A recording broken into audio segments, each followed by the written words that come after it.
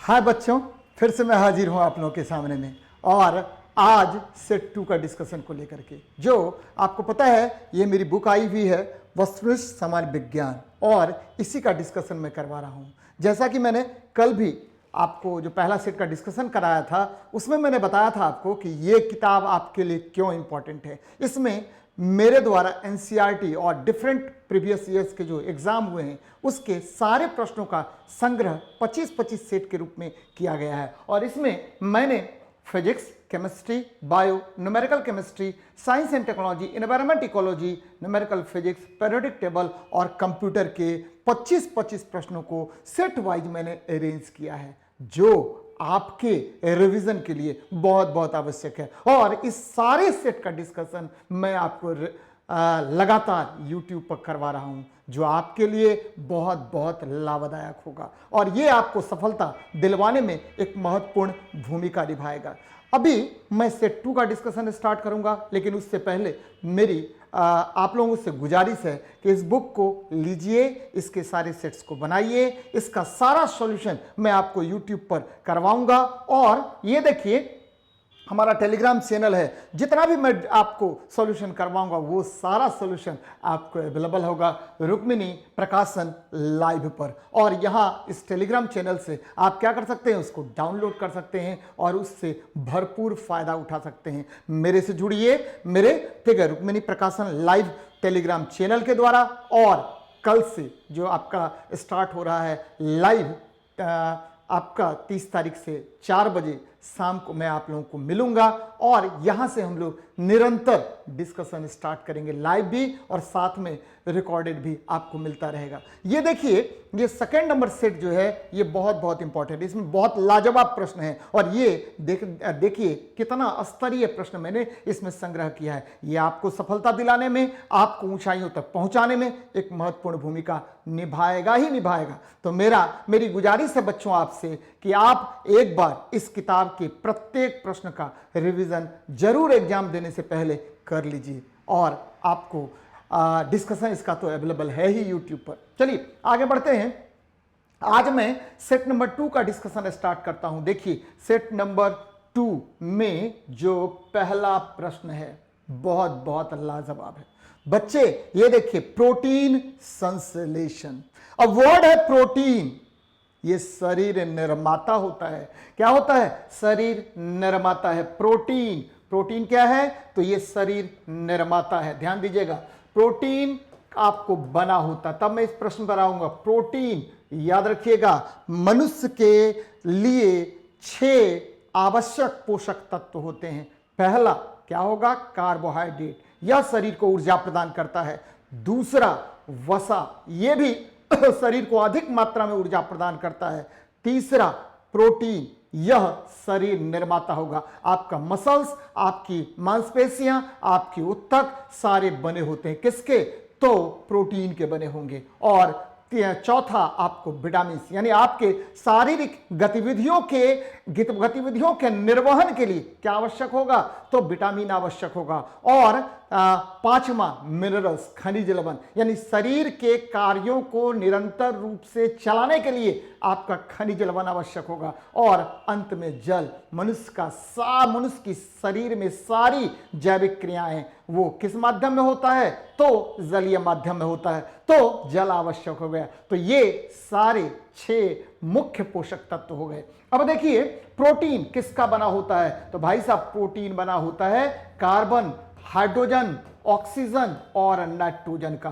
बिना नाइट्रोजन के प्रोटीन का निर्माण संभव नहीं है। बार बार यहां से यह भी क्वेश्चन आएगा कि किस तत्व के नहीं रहने से नाइट्रोजन का निर्माण नहीं हो सकता है? तो याद रखिएगा किसके? तो मतलब किस तत्व के नहीं रहने से प्रोटीन का निर्माण संभव नहीं है? तो वो नाइट्रोजन की वजह से। अब देखिए, अब क्वेश्चन पे आते हैं।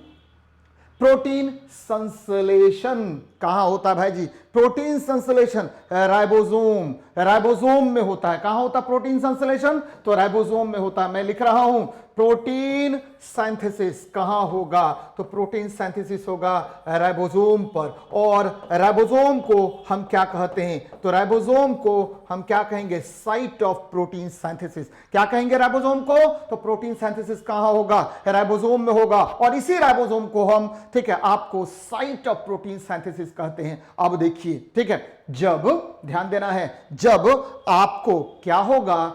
डीएनए, डीएनए किस में बदलेगा? डीएनए चेंज होगा आरएनए में, और आरएनए चेंज होगा एमिनो अम्ल में, और एमिनो अम्ल चेंज होगा किस में? प्रोटीन्स का निर्माण करेगा। तो डीएनए से क्या बना? आरएनए, आरएनए से क्या बना? एमिनो अम्ल, एमिनो अम्ल से क्या बना? प्रोटीन, प्रोटीन किसका बहुलक? एमिनो अम्ल का, प्रोटीन किसका बहुलक? एमिनो अम्ल का। और एमिनो अम्ल याद रखिएगा, डीएनए डीऑक्सीराइबोन्यूक्लिक एसिड होता है, और आरएनए ये क्या होगा? ये होगा आपको राइबोन्यूक्लिक एसिड। और प्रोटीन किसका बहुलक? तो एमिनो एसिड का। तो प्रोटीन संश्लेषण का सही क्रम क्या है? तो डीएनए से बना आरएनए, आरएनए से बना एमिनो अम्ल, एमिनो अम्ल से बना प्रोटीन्स। अब जरा इसको देख लीजिए, देखिए, अब ये रेप्लिकेशन है, यानी ये देखिए रेप्लिकेशन में डीएनए, ठीक है, आपको किसमें पता है? डीएनए है। डीएनए मॉलिक्यूल्स जो है वो क्या होगा? वो डिफरेंट वेज में क्या बन गया? आपको एमआरएनए का फॉर्मेशन किया, यानी यहां पर आरएनए सिंथेसिस हो गया। आरएनए सिंथेसिस के बाद ये देखिए राइबोसोम पर किसका निर्माण हुआ? तो प्रोटीन का निर्माण हुआ। तो डीएनए से क्या बना? आरएनए, आरएनए से क्या बना? प्रोटीन का निर्माण हुआ। तो ध्यान में रखिए, प्रोटीन किसका बहुलक? तो प्रोटीन बहुलक है एमिनो एसिड का। यह क्रम जरा ध्यान से देखिएगा कि आरएनए, मैंने क्या बताया आपको कि डीएनए से क्या बना? तो आरएनए बन गया। भाई साहब ये क्या बन गया? आरएनए बन गया। जब भी डीएनए से आरएनए बनेगा तो उस प्रोसेस को हम क्या कहेंगे? ट्रांसक्रिप्शन। क्या कहते हैं? ट्रांसक्रिप्शन कहते हैं। जरा देखिए मैंने क्या क्या इसमें आपको बताया है, ये देख लीजिए, मेरी बात को समझिएगा, मैंने क्या क्या इसमें नोट डाउन किया है, क्या क्या इसमें थ्योरी में दिया है, जरा इसको देख लीजिए। ये देखिए प्रोटीन संश्लेषण में सही क्रम डीएनए से आरएनए, आरएनए से एमिनो अम्ल, एमिनो अम्ल से प्रोटीन बन गया। राइबोसोम से प्रोटीन का निर्माण, ध्यान दीजिएगा, राइबोसोम से राइबोसोम पे प्रोटीन का निर्माण होगा। उस प्रोसेस को हम लोग क्या कहते हैं? तो ट्रांसलेशन कहते हैं। ध्यान में रखिएगा, क्या कहेंगे? ट्रांसलेशन कहेंगे। डीएनए से जब आरएनए का निर्माण होता है, डीएनए से जब आरएनए का निर्माण होता है तो उसको ट्रांसक्रिप्शन कहते हैं। और आरएनए से जस्ट अपोजिट होगा, यानी डीएनए का निर्माण होगा, उसको हम लोग क्या बोलेंगे? तो रिवर्स ट्रांसक्रिप्शन बोलते हैं। मेरी बात समझिएगा। अब देखिए ये यहां पर दो मॉलिक्यूल्स है, एक डीएनए और दूसरा है आरएनए। डीएनए और आरएनए याद रखिएगा। अब देखिए क्या होता है, डीएनए इसको बोलते हैं D oxy ribo nucleic acid, D oxy ribo nucleic acid है। और ध्यान में रखिएगा कि इसमें सुगर जो होगा वो डी ऑक्सी राइबोज होगा, और यह बना होगा किससे? तो ये प्यूरिन और पैरामिडीन यानी एडेनिन, थायमिन, ग्वानिन और साइटोसिन का बना होगा। और यहां पर देखिए आपको ये आरएनए जो है ये राइबोन्यूक्लिक एसिड है, राइबोन्यूक्लिक एसिड है। और ध्यान में रखिएगा राइबोन्यूक्लिक एसिड है। और ये ध्यान में रखना है कि एडेनिन, थायमिन नहीं, थायमिन के जगह पर यूरेसिल, ग्वानिन और साइटोसिन का बना होता है। एडेनिन, यूरेसिल, ग्वानिन और किसका बना होगा? साइटोसिन का बना होगा। डीएनए आपको एक जनरेशन से दूसरे जनरेशन तक इंफॉर्मेशंस को ले जाने का कार्य करता है, जबकि आरएनए जो है वह प्रोटीन के संश्लेषण के लिए आवश्यक होता है। और मैंने पहले ही बता दिया आरएनए आपको क्या है? तो आरएनए जो है वह साइट ऑफ प्रोटीन सिंथेसिस है। क्या है? Site of protein synthesis. ध्यान में रखिएगा कि डीएनए के डबल हेलिक्स मॉडल के बारे में मैं बार बार बता रहा हूं, डीएनए के डबल हेलिक्स मॉडल के बारे में ये किसने बताया? तो वाटसन और क्रिक ने। डबल हेलिक्स मॉडल, ये देखिए डीएनए के डबल हेलिक्स मॉडल के बारे में बताया किसने? तो वाटसन और क्रिक ने बताया था। ध्यान में रखिएगा, वाटसन एवं क्रिक नामक वैज्ञानिक ने डीएनए के डबल हेलिक्स मॉडल के बारे में बताया था। और आजकल ये बहुत बहुत इंपॉर्टेंट हो गया, क्योंकि जैसे ही जेनेटिक इंजीनियरिंग का विकास हुआ है वहां पर आपको डीएनए संश्लेषण यानी डीएनए से आरएनए, आरएनए से एमिनो अम्ल, एमिनो अम्ल से प्रोटीन का निर्माण की प्रक्रिया बहुत अधिक बढ़ गई है। और इसी से आपको क्या होता है? आपका डिफरेंट जेनेटिक इंजीनियरिंग में प्लाज्मिड का निर्माण होता है। तो याद रखिएगा कि राइबोन्यूक्लिक एसिड आपको प्रोटीन संश्लेषण के लिए आवश्यक है। अब देखिए मेरी बात को समझिएगा, अब हम लोग आगे चल रहे हैं। तो देख लीजिए नेक्स्ट क्वेश्चन को क्या है हमारा। एक संतृप्त विलयन बनाने के लिए 36 ग्राम सोडियम क्लोराइड को 100 ग्राम जल में 293 केल्विन पर घोला जाता है। इस तापक्रम पर इसकी सांद्रता क्या होगी, यानी कंसंट्रेशन निकालने के लिए बात कर रहा है। किसको निकालने के लिए? कंसंट्रेशन, सांद्रता आपको निकालना है। अब ये देखिए सांद्रता, ध्यान दीजिएगा, सांद्रता यानी कंसंट्रेशन क्या होता है, तो कंसंट्रेशन क्या होगा ध्यान में रखना है। कंसंट्रेशन प्रतिशत या सांद्रता प्रतिशत निकालना है तो विलय की मात्रा, विलय की मात्रा, यहां देखिए विलय की मात्रा, यानी विलय बोलते सॉल्यूट को, किसको बोलेंगे? सॉल्यूट बोलेंगे। यानी आपको ठीक है मास ऑफ सॉल्यूट हो गया बटे आपका ठीक है मास ऑफ सॉल्यूशन। यहां देखिए मास ऑफ क्या हो जाएगा? सॉल्यूशन हो जाएगा। यानी ठीक है विलयन की मात्रा, विलयन की मात्रा, और ये गुना क्या हो जाएगा? 100 से गुना कर दीजिए। तो विलय की मात्रा गुना ठीक है बटे विलयन की मात्रा गुना 100, ये होगा सांद्रता प्रतिशत आपको निकलेगा। अब जरा देख लीजिए यहां से सांद्रता प्रतिशत आपको निकाल देते हैं। क्या कह रहा है? तो 36 ग्राम, और देखिए यहां पर क्या हो जाएगा? 36 ग्राम हो गया ठीक है, सोडियम क्लोराइड है, घुला हुआ है। फिर हम आगे बात करेंगे। अब देखिए विलयन की मात्रा क्या है, तो इसमें दो चीज होगा, एक तो विलय की मात्रा, एक होगा विलय की मात्रा, और दूसरा होता है क्या जी? दूसरा होगा विलायक की मात्रा। विलयन की मात्रा, विलय की मात्रा और विलायक की मात्रा हो गई। अब देख लीजिए भाई जी क्या हो जाएगा? ये 36 बटे आपको इंटू 100 कर लीजिए, 36 बटे क्या हो जाएगा? 100। देखिए विलायक की मात्रा कितनी है? तो 100 ग्राम जल में और 36 ग्राम ये विलय की मात्रा होगी, यानी आपको मास ऑफ सॉल्यूट हो गया। क्या हो गया? मास ऑफ सॉल्यूट हो गया। और ये देखिए ये क्या होगा? ये हो गया ठीक है मास ऑफ सॉल्यूशन। क्या हो जाएगा? मास ऑफ सॉल्यूशन हो गया। तो दोनों को जोड़ दीजिए। देखिए भाई दोनों को जोड़ देते हैं, 100 प्लस 36 गुना कर दीजिए 100। अब निकल गया ये 26.47%। कितना निकल गया? 26.47%। तो इसका आंसर क्या हो जाएगा इस क्वेश्चन का? तो 26.47%, 26.47% यानी 26.47% हो जाएगा इसका आंसर। अब मैंने किया यहां पर मैंने mass of solute but mass of solution को ठीक है आपको क्या कर दिया? आपको रेशियो कर दिया, गुना 100 कर दिया, तो ये निकल गया सांद्रता प्रतिशत। क्या निकल गया? सांद्रता प्रतिशत। बच्चे एकदम मेरी बात को थोड़ा सा ध्यान दीजिएगा। यहां पर सोडियम क्लोराइड है, ध्यान दीजिएगा, सोडियम क्लोराइड है। तो सोडियम क्लोराइड क्या होता है? तो सोडियम क्लोराइड याद रखिएगा, सोडियम क्लोराइड ये क्या है? तो सोडियम क्लोराइड है NaCl। क्या होता है? NaCl होता है। इसे टेबल सॉल्ट कहा जाता है। क्या कहते हैं? टेबल सॉल्ट कहा जाता है। याद रखिएगा क्या कहेंगे? टेबल सॉल्ट कहते हैं। अब देखिए मेरी बात को समझिएगा। अब सांद्रता होता क्या है? तो सांद्रता प्रतिशत निकालना था। सांद्रता क्या होता था? Number of moles but volume of solution, number of moles but volume of solution. अगर इस तरह से निकाला जाए तो इसे हम क्या कहते हैं? मोलरिटी कहते हैं। क्या कहेंगे? मोलरिटी कहेंगे। ध्यान से सुनिएगा ठीक है, मोलरिटी कहा जाता है। यहां एक वर्ड यूज है संतृप्त विलयन। तो ऐसा विलयन जिसमें, ध्यान दीजिएगा, ऐसा विलयन जिसमें और अधिक विलय पदार्थ समान तापमान एवं दाब पर नहीं घुलाए जा सकते हैं, ऐसे विलयन को सैचुरेटेड सॉल्यूशन कहा जाता है। क्या कहेंगे? सैचुरेटेड सॉल्यूशन कहेंगे। तो याद रखिएगा कि ऐसा विलयन जिसमें आपका और अधिक विलय पदार्थ समान ताप एवं दाब पर नहीं घुलाया जा सकता है, ऐसे ही विलयन को हम क्या कहते हैं? संतृप्त विलयन कहते हैं। लेकिन अगर टेम्परेचर यानी तापमान और प्रेशर यानी दाब अगर परिवर्तित कर देंगे तो संतृप्त विलयन में भी कुछ विलय पदार्थ यानी सॉल्यूट मटेरियल घुलाया जा सकता है। तो ऐसे विलयन को अति संतृप्त विलयन यानी सुपर सैचुरेटेड सॉल्यूशन कहते हैं। तो बच्चे ध्यान में रखना है आपको, क्या रखना है? संतृप्त विलयन क्या होता है, कंसंट्रेशन परसेंट कैसे निकालते हैं? तो आसान है, क्या करना है? विलय की मात्रा बटा विलयन की मात्रा, विलय की मात्रा बटा विलयन की मात्रा। इसे ही हम क्या कहेंगे? आपको सांद्रता प्रतिशत कहेंगे। 1 सेकंड में निकल जाएगा। और सोडियम क्लोराइड आपको पता है, इसको NaCl यानी टेबल सॉल्ट हो जाएगा। थोड़ी सी बातें और बतानी है मुझे, चलिए इसका पहले सॉल्यूशन देख लेते हैं। ये देखिए सांद्रता प्रतिशत, एकदम ध्यान में रखिएगा, सांद्रता प्रतिशत विलय की मात्रा बटा विलयन की मात्रा गुना 100 हो गया। और विलयन के 2 भाग होते हैं। विलयन के कितने भाग? 2 भाग, एकदम याद रखिएगा। विलयन के 2 भाग होंगे, एकदम याद रखना है आपको। विलयन के कितने भाग? 2 भाग। पहला विलय दूसरा विलायक, पहला विलय, दूसरा क्या विलायक होता है, विलय, दूसरा क्या होगा विलायक होगा। याद रखिएगा विलयन के कितने भाग, दो भाग, कौन कौन, विलय और विलायक होता है। अब देखिए जल में जब हम चीनी को घोलते हैं तो चीनी विलय और क्या होगा, आपको जल जो है वो विलायक होगा। तो क्लियर हो गया होगा। अब देखिए यहां पर मैंने ये निकाल दिया, आपको पहले ही बता चुका हूं मैं, 26.47% होता है।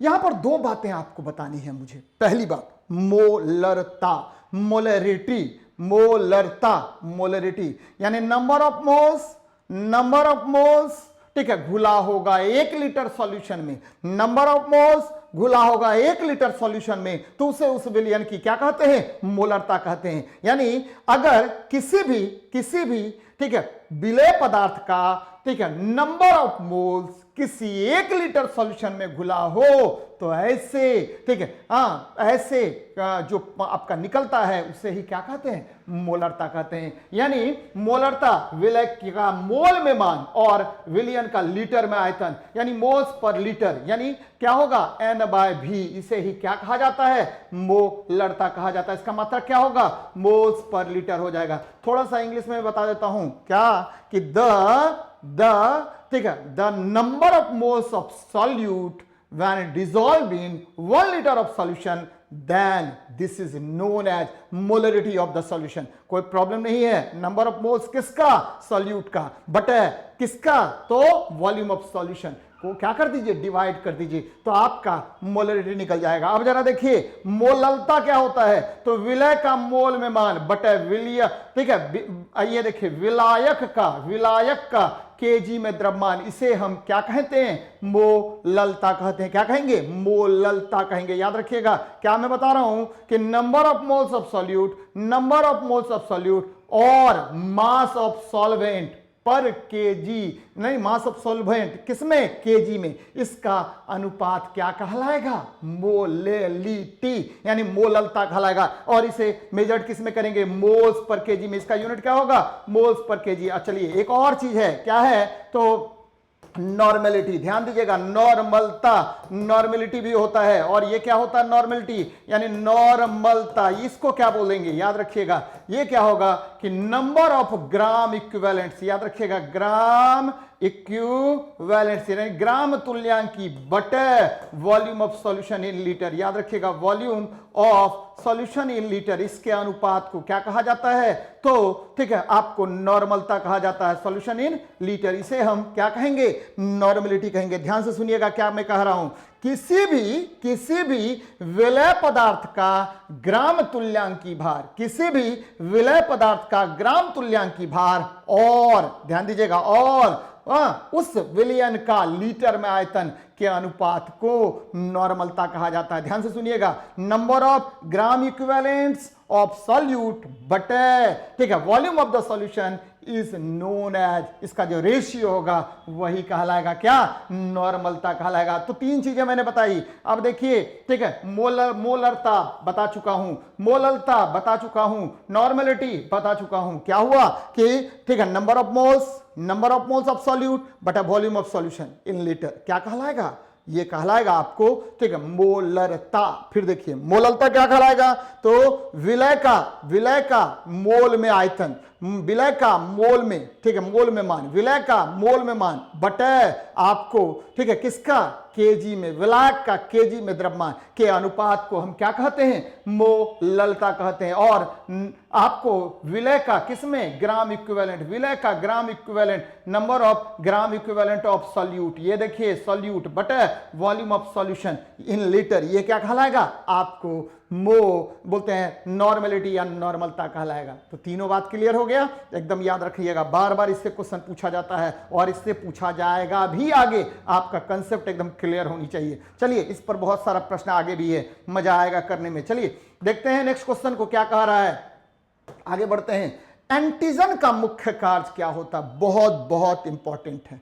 एंटीजन याद रखिएगा, एंटीजन, ये देखिए क्या है, ये एंटीजन है, ये क्या करेगा, तो एंटीजन का मुख्य गुण क्या होता है? तो यह एंटीबॉडीज का निर्माण करता है। किसका निर्माण करेगा?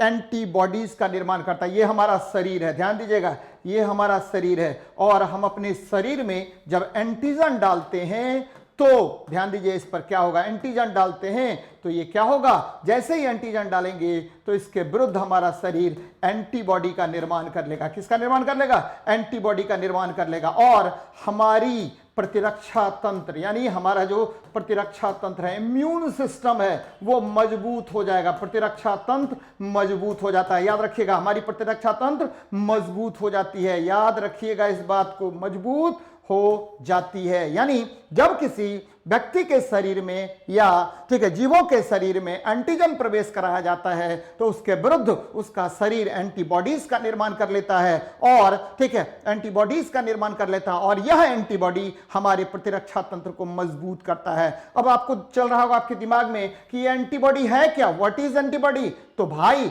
ये एंटीबॉडी जो है, याद रखिएगा, यह क्या है? इम्यूनोग्लोबिन है। क्या है? इम्यूनोग्लोबिन है, जो बी सेल्स को यानी टी लिम्फोसाइट्स को प्रेरित करता है बनाने के लिए। क्या करेगा? प्रेरित करेगा, जो हमारे शरीर के ठीक है प्रतिरक्षा तंत्र को क्या करता है? मजबूत करने का कार्य करता है। चलिए यहां देखिए फिगर में मैंने क्या किया, ये एंटीजन मैंने शरीर में डाला, क्या हुआ? Primary antibody. ये क्या हुआ? सेकेंडरी एंटीबॉडी बना। और आपका शरीर क्या हो गया कि ये क्या होगा? किसी भी डिजीज के विरुद्ध एक प्रतिरक्षा तंत्र का विकास कर लेगा। यानी किसी भी बीमारी के विरुद्ध क्या करता है? आपका शरीर प्रतिरक्षा तंत्र का क्या करेगा? विकास कर लेगा। तो इस क्वेश्चन का आंसर क्या होगा? एंटीजन का मुख्य गुण क्या होता है? एंटीबॉडीज के निर्माण को प्रेरित करना। एंटीबॉडीज के निर्माण को प्रेरित करना। याद रखिएगा, एंटीजन डाला, क्या हुआ? एंटीबॉडी का निर्माण कर लिया, जिससे क्या होगा? आपको ध्यान में रखना है, जिससे आपका शरीर जो है वह प्रतिरक्षा तंत्र के लिए प्रोटीन का निर्माण कर लेता है। तो यह इंपॉर्टेंट है, बहुत बहुत इंपॉर्टेंट है। चलिए देखते हैं क्या है आपका सॉल्यूशन। मैंने क्या किया है कि एंटीजन का मुख्य गुण एंटीबॉडी के निर्माण को प्रेरित करना है। एंटीजन प्रतिरक्षा को प्रेरित करता है। याद रखिए, प्रतिरक्षा तंत्र को यह प्रेरित करेगा, प्रतिरक्षा तंत्र को प्रेरित करता है। एंटीबॉडीज इम्यूनोग्लोबिन होता है, मैंने पहले ही बता दिया। यह वाय आकार का प्रोटीन है जो प्रतिरक्षा तंत्र के बी कोशिकाओं द्वारा निर्मित होता है। और याद रखिए, यह टी लिम्फोसाइट्स के विकास में सहायक होता है और यह बीमारियों से रक्षा को प्रेरित करता है। यह क्या करेगा? बीमारियों से रक्षा को क्या करता है? प्रेरित करता है। कोई भी अब अगर आपके शरीर में कोई बीमारी आएगा तो उस बीमारी के विरुद्ध हमारा शरीर पहले से ही एंटीबॉडी का निर्माण कर लेता है। देखिए, यह बीमारियों की ठीक है की रक्षा, बीमारियों से रक्षा करता है, बीमारियों से शरीर की रक्षा करता है। जिस बीमारी के लिए एंटीजन डाले हैं उसके विरुद्ध आपका शरीर क्या करेगा? ठीक है, आपको एंटीबॉडी का निर्माण कर लेगा और उस बीमारी से वह शरीर को क्या करता है? प्रतिरक्षा करता है, रक्षा करेगा। यह बीमारियों से शरीर की रक्षा करता है। एकदम ध्यान में रखिएगा, रक्षा करता है। अब थोड़ा सा और चलते हैं। अब देखिए ब्लड की बात करते हैं। ब्लड जब भी चर्चा करेंगे तो ब्लड क्या होता है? तो यह जो है संयोजी उत्तक होता है। कौन सा उत्तक होगा? कनेक्टिव टिश्यू होगा और आपके शरीर में यह फ्लो करता रहता है। और ब्लड मुख्य रूप से क्या होगा? ब्लड मुख्य रूप से आपको दो प्रकार के होते हैं, याद रखिएगा। एक इसका भाग होगा, ब्लड का भाग होगा प्लाज्मा, क्या होगा? प्लाज्मा। और दूसरा भाग होता है रक्त कणिकाएं, क्या होगा? रक्त कणिकाएं होंगी। और ठीक है, आपको ये ध्यान में रखना है, बार बार मैं आपको बताऊंगा कणिकाएं, बार बार मैं आपको बताऊंगा कि प्लाज्मा जो है वह क्या करता है कि रक्त को जलीय माध्यम प्रदान करेगा। रक्त को जलीय माध्यम प्रदान करने वाला कौन होता है? प्लाज्मा होता है। और रक्त कणिकाएं, ध्यान दीजिएगा, रक्त कणिकाएं मुख्य रूप से तीन प्रकार का होगा। आरबीसी, क्या होगा? आरबीसी, फिर क्या होगा? डब्ल्यूबीसी, फिर क्या होगा? और तीसरा हो गया प्लेटलेट्स। ध्यान दीजिएगा, इसको प्लेटलेट्स होता है। आरबीसी ये क्या करेगा? ये ऑक्सीजन को एक जगह से दूसरे जगह ले जाने का कार्य करता है। फिर देखिए आपको जो डब्ल्यूबीसी होता है ये हमारे शरीर के लिए प्रतिरक्षा तंत्र के निर्माण में सहायक होता है और इसी को प्रेरित करेगा आपका एंटीजन। इसी के निर्माण को प्रेरित करता है कौन? एंटीजन करता है। और ध्यान में रखिएगा कि प्लेटलेट जो है यह ठीक है रक्त के थक्का को जमाने के लिए आवश्यक होगा। किसके थक्का को जमाने के लिए? रक्त के थक्का को जमाने के लिए बच्चे आवश्यक होता है। और जरा इसमें देख लीजिए, क्या देख लीजिए कि हमारे जो ब्लड होता है, ब्लड ग्रुप्स की बात अगर करें तो ब्लड ग्रुप्स के बारे में सबसे पहले कार्ल लैंडस्टीनर ने बताया था। किसने बताया? कार्ल लैंडस्टीनर नामक वैज्ञानिक ने बताया। और इन्होंने बताया कि ब्लड ग्रुप्स मुख्य रूप से कितने प्रकार के? 3 प्रकार के होते हैं। ए बी बोलते 4 प्रकार के होते हैं। ए बी, उसके बाद ए बी और क्या होगा? ओ होगा। ब्लड ग्रुप कितने प्रकार के? 4 प्रकार के। कौन कौन? A B O, A B O. याद रखिए, ट्रिक में कैसे बता रहा हूं। ए बी तो नो एंटीबॉडी, ए बी तो नो एंटीबॉडी। जिसमें एंटीबॉडी नहीं पाया जाता है वह रक्त कौन होगा? तो ए बी होगा। जिसमें एंटीबॉडी नहीं पाया जाएगा वह रक्त कौन होगा? ए बी होगा। और यह सबसे ले सकता है, यानी यूनिवर्सल एक्सेप्टर कौन हो गया? तो ए बी हो गया। यूनिवर्सल एक्सेप्टर कौन हो गया? तो ए बी हो गया। और देखिए आपका ओ ब्लड ग्रुप, इसमें नो एंटीजन, इसमें नो एंटीजन, इसमें नो एंटीजन, और यह सबको दे सकता है, सबको दे सकता है। इसमें एंटीबॉडी पाया जाएगा और नो एंटीजन होगा। तो अगर क्वेश्चन ऐसा पूछेगा कि किस ब्लड ग्रुप में नो एंटीजन, किस ब्लड ग्रुप में नो एंटीजन, तो ठीक है ओ में। किस ब्लड ग्रुप में नो एंटीबॉडी, तो A B no antibody, A B no antibody. याद रखिएगा, ए बी नो एंटीबॉडी, यानी ए बी में कोई आपको एंटीबॉडी नहीं होगा। याद रखना है आपको। चलिए बच्चे एकदम ध्यान में रखिएगा, बार बार मैं बता रहा हूं कि ये आपके लिए बहुत बहुत लाभदायक होगा। जितना भी मैं सेट्स का डिस्कशन कर रहा हूं वो आपके लिए कर रहा हूं। आपको यूट्यूब पर देखना पड़ेगा, आपको डिस्कशन देखिए और वहां से लाभ उठाइए, क्योंकि बिना मेहनत की सफलता नहीं मिल सकती है। मैं बार बार बता रहा हूं कि बच्चे ठीक है, ये बुक जो है वो मैंने आपके लिए संजोए हैं। ये बुक जो है आपके लिए इंपॉर्टेंट रखता है, इंपॉर्टेंस है। चलिए देखते हैं हम लोग नेक्स्ट क्वेश्चन को क्या कह रहा है। नेक्स्ट 4 नंबर क्वेश्चन क्या है आपका, ये देखिए। 400, 401 और 402 कर दीजिए। 400, 401 और 402 हर्ज आवृत्ति की समान तीव्रता के 3 ध्वनि स्रोत हैं। प्रति सेकंड सुनाई देने वाले बीटों की संख्या क्या होगी? भाई साहब बीट बोल रहा है। अब देखिए बीट होता क्या है। तो ठीक है, दो लगातार ध्वनि, ठीक है, ध्वनि आवृत्तियों के बीच, ध्वनि आवृत्तियों के बीच अंतर को, आवृत्तियों के बीच अंतर को, आवृत्तियों के बीच अंतर को क्या कहते हैं? को हम लोग क्या कहेंगे? बिट्स कहा जाता है, यानी विस्पंदन कहा जाता है, बिट्स कहते हैं। 2 लगातार ध्वनि आवृत्तियों के बीच अंतर को, क्या अंतर को क्या कहेंगे? तो बिट्स कहा जाता है, यानी विस्पंदन कहा जाता है। एकदम ध्यान में रखिएगा, क्या कहेंगे? विस्पंदन कहेंगे। यानी 2 लगातार ध्वनि आवृत्ति जो है उसके बीच जो डिफरेंसेस होता है उसी डिफरेंस को हम क्या कहते हैं? विस्पंदन कहते हैं। भाई क्या कहेंगे? बिट्स कहेंगे। ध्यान में रखना है कि कोई व्यक्ति बोला समान आवृत्ति समान तीव्रता के ध्वनि आवृत्तियों के बीच जो अंतर होता है उसे ही विस्पंदन कहा जाता है। मान लीजिए पहला विस्पंदन डेल्टा 1, ये 400 हर्ट्ज है। दूसरा विस्पंदन ये देखिए डेल्टा 2, ये देखिए डेल्टा 2 कितना हो गया? तो 401 हर्ट्ज हो गया। अब दोनों के बीच अंतर कर लेते हैं। डेल्टा डी बराबर क्या हुआ? D2 डेल्टा 2 माइनस डेल्टा 1 बराबर क्या हो गया? 401 माइनस 400 बराबर क्या होगा? 1 हर्ट्ज हो जाएगा। तो भाई साहब 1 हर्ट्ज हो जाएगा, यानी 2 लगातार ध्वनि आवृत्तियों के बीच जो अंतर उत्पन्न होता है, ठीक है, उसी को हम क्या कहेंगे? विस्पंदन कहेंगे। अब देखिए नंबर ऑफ बिट्स पर सेकेंड, नंबर ऑफ बिट्स पर सेकेंड को हम क्या कहते हैं? तो नंबर ऑफ बिट्स पर सेकेंड जो होता है उसे ही हम आवृत्ति कहते हैं। और ये ध्यान में रखिएगा कि विस्पंदन है क्या? बिट्स है क्या? तो ये बिट्स जो है ये एक तरह से आवृत्ति है। 2 ध्वनि तरंगों के बीच जो आवृत्ति में अंतर होता है उसे ही हम विस्पंदन कहते हैं। तो इसको ध्यान में रखना है। तो इसका क्या होगा आंसर? 1 नंबर हो जाएगा। अब देखिए ध्वनि, वर्ड यूज हो रहा है ध्वनि। चलिए पहले इसका हम देख लेते हैं, सॉल्यूशन देख लेते हैं, उसके बाद फिर देखते हैं। ये देखिए 400, 401, 402 आवृत्ति के समान तीव्रता की 3 ध्वनि सुनाई देती है। तो ये देखिए 400 हर्ट्ज, 400 हर्ट्ज, फिर देखिए 401 हर्ट्ज, 402 हर्ट्ज, ठीक है, और आपको 401 है, 402 हर्ट्ज। तो क्या होगा? नंबर ऑफ बिट्स 401 माइनस 400 कर दीजिए 1 हर्ट्ज। कहीं से भी कीजिए बात बराबर है। आवृत्ति का असाई मात्रक हर्ट्ज होता है। आवृत्ति का असाई मात्रक क्या होगा? हर्ट्ज होगा। आवृत्ति फ्रीक्वेंसी को कहा जाता है। याद रखिएगा कि मैंने आपको क्या बताया, अगर इंग्लिश में इसको बात करें तो क्या होगा कि 2 ध्वनि तरंगों के बीच जो क्या होगा, दो ध्वनि तरंगों के बीच जो अंतर होता है उसके आवृत्तियों में, उसे ही बिट्स कहा जाता है या विस्पंदन कहा जाता है। यानी the difference between two consecutive number of frequencies को हम लोग क्या कहेंगे, विस्पंदन कहते हैं, यानी बिट्स कहा जाता है। तो ये बातें याद रखना है। दो ध्वनि तरंगों के बीच व्यतिकरण के फलस्वरूप आवृत्ति में अंतर होता है, इसे ही क्या कहते हैं, बिट या विस्पंदन कहा जाता है। ये देखिए, दो ध्वनि तरंग चला तो क्या होगा कि सुपरपोजिशन ऑफ वेव्स होता है, जिसके कारण दो ध्वनि तरंगों के बीच क्या होगा, अंतर होता है। इसे ही क्या कहेंगे, आपको विस्पंदन कहा जाता है। अब व्यतिकरण क्या होता है, व्हाट इज इंटरफेरेंस, ये इंटरफेरेंस है क्या, तो जब दो ध्वनि तरंगों का क्या होगा, अधिरोपण होगा। व्हेन टू साउंड वेव्स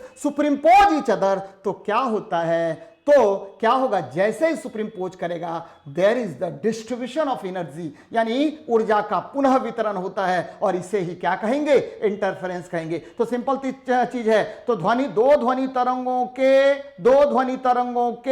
अधिरोपण के कारण जब ऊर्जा का पुनः वितरण होता है तो इसे ही क्या कहते हैं, व्यतिकरण कहते हैं। भाई साहब, इसे ही क्या कहेंगे, व्यतिकरण कहेंगे, यानी इंटरफेरेंस कहा जाता है। तो याद रखना है। अब यहां पर चर्चा हो रही है, ठीक है, दो बातों की, ध्वनि तरंग यानी साउंड वेव। अब ये ध्वनि तरंग है क्या, व्हाट इज साउंड वेव्स, ध्वनि तरंग यानी साउंड वेव्स होता क्या है। तो साउंड वेव्स जो है वह क्या है, तो वह है, याद रखिएगा, यह अनुदैर्ध्य तरंग है। कौन सा तरंग है, अनुदैर्ध्य तरंग है, एकदम ध्यान में रख लेगा। कौन सा तरंग है, अनुदैर्ध्य तरंग है, यानी लॉन्गिट्यूडनल वेव है। Sound wave is longitudinal wave, ध्वनि तरंग अनुदैर्ध्य तरंग है। और यह जब माध्यम से गुजरता है तो ये देखिए चिपक गया, कंप्रेस्ड हो गया, ठीक है। ये देखिए दूर दूर भाग गया, रेयरिफाइड हो गया। ये देखिए नजदीक नजदीक आ गया, कंप्रेस्ड हो गया। तो जब भी ध्वनि तरंग माध्यम से गुजरेगा तो यह संपीड़न और विरलन के रूप में गुजरेगा। याद रखिएगा कि ध्वनि तरंग अनुदैर्ध्य तरंग, ध्वनि तरंग अनुदैर्ध्य तरंग, जब भी ध्वनि तरंग माध्यम से गुजरती है तो यह संपीड़न और विरलन के रूप में गुजरेगा, यानी कंप्रेशन और रेयरफेक्शन के रूप में गुजरता है। और सबसे अधिक ध्वनि की चाल किसमें, ठोस में, सॉलिड में होगा। उसके बाद किसमें, लिक्विड में होगा। उसके बाद किसमें होगा, गैस में होगा। एकदम बच्चे याद रखना है कि सबसे अधिक ध्वनि की चाल किसमें, तो ठोस में। सबसे अधिक ध्वनि की चाल किसमें, तो ठोस में। उसके बाद ध्वनि की चाल किसमें, तो द्रव में। उसके बाद किसमें, गैस में। ध्वनि निर्वात में, वैक्यूम में ट्रेवल नहीं करता है, याद रखिएगा। अब मैं कंसेप्ट आपको बता रहा हूं, क्या क्या हुआ आपको ध्वनि के बारे में, क्या क्या सीखे आप। ध्वनि कौन सा तरंग, तो अनुदैर्ध्य तरंग, लॉन्गिट्यूडनल वेव होगा, साउंड इज लॉन्गिट्यूडनल वेव। फिर मैंने आपको क्या बताया कि when sound moves through medium then it moves, याद रखिएगा, किसके रूप में, तो किसके रूप में गमन करेगा, तो ये गमन करेगा, याद रखिए, कंप्रेशन और रेयरफेक्शन के रूप में, संपीड़न और विरलन के रूप में गमन करेगा। सबसे अधिक ध्वनि की चाल किसमें, ठोस में। उसके बाद किसमें, द्रव में। उसके बाद किसमें, गैस में। क्या ध्वनि निर्वात में गमन करेगा, नहीं करेगा। ध्वनि निर्वात में गमन करेगा, नहीं करेगा। तो याद रखिएगा इसको। चलिए आगे बढ़ते हैं, नेक्स्ट देखते हैं क्या आपका क्वेश्चन है।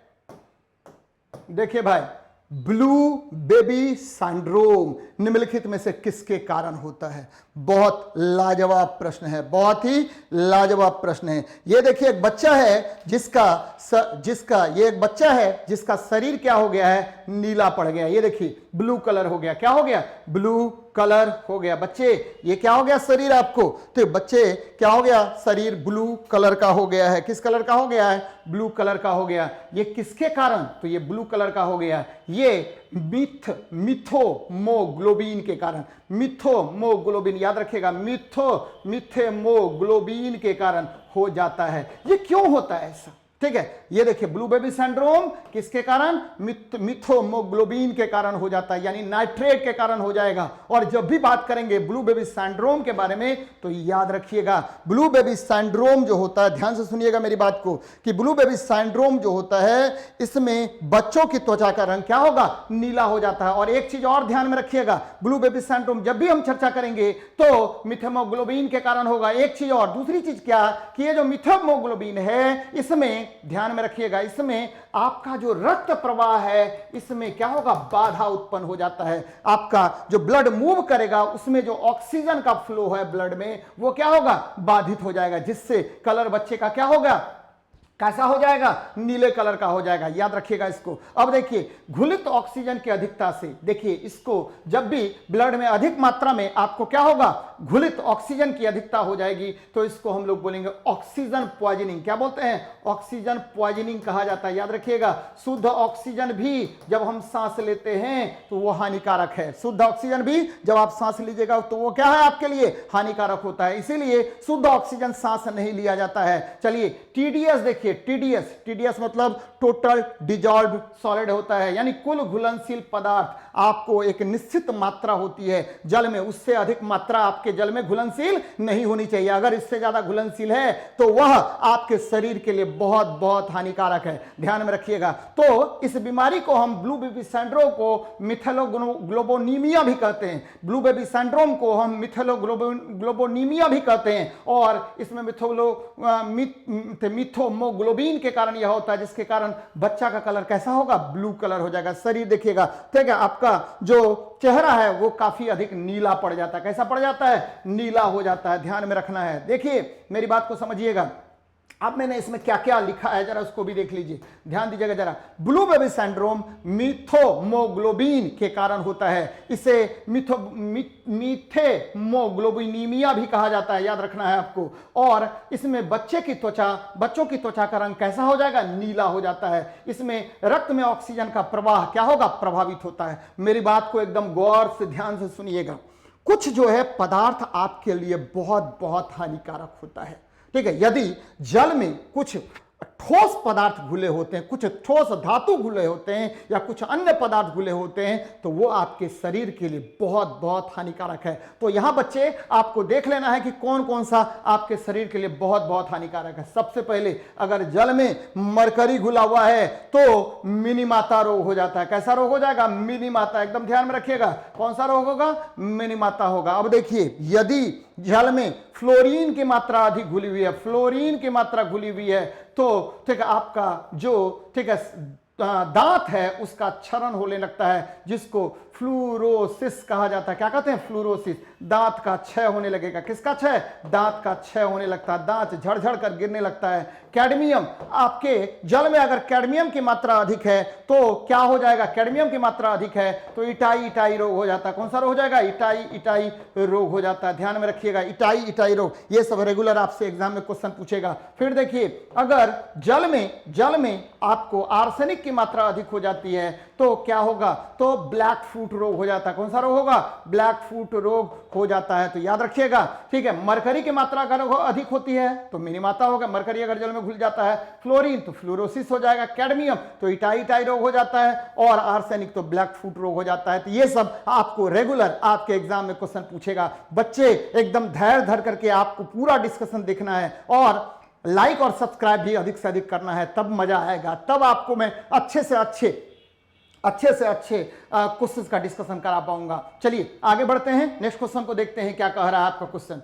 देख लीजिए क्या है भाई, आधुनिक कंप्यूटर में प्रयोग किए जाते हैं। तो भाई साहब जब भी आधुनिक कंप्यूटर की बात करते हैं तो उसमें क्या होगा, VLSI। क्या होगा भाई, VLSI। अब ये क्या है, तो ये आपको VLSI, ध्यान दीजिएगा जरा, तो वेरी लार्ज, ठीक है, स्केल इंटीग्रेशन है, वेरी लार्ज इंटीग्रेटेड सर्किट है, वेरी लार्ज इंटीग्रेटेड सर्किट है। ध्यान दीजिएगा जरा, ये क्या है, तो वेरी लार्ज इंटीग्रेटेड सर्किट है, इंटीग्रेटेड सर्किट है, एकदम ध्यान में रखिएगा। इंटीग्रेटेड क्या है, सर्किट है। तो क्या होता है कि जब सेमीकंडक्टर को हम एम्बेडेड करके आपको एक ही सेमीकंडक्टर में बहुत सारे वर्क डन करने लगते हैं, बहुत सारा मल्टी प्रोसेस करने लगेंगे, तो ऐसे ही, ठीक है, ऐसे ही इंटीग्रेशन को हम लोग क्या कहते हैं, तो VLSI कहते हैं। क्या कहते हैं, VLSI। तो आधुनिक कंप्यूटर, याद रखिएगा, आधुनिक कंप्यूटर में प्रयोग किए जाते हैं कौन, VLSI। अब देखिए कंप्यूटर के मुख्य रूप से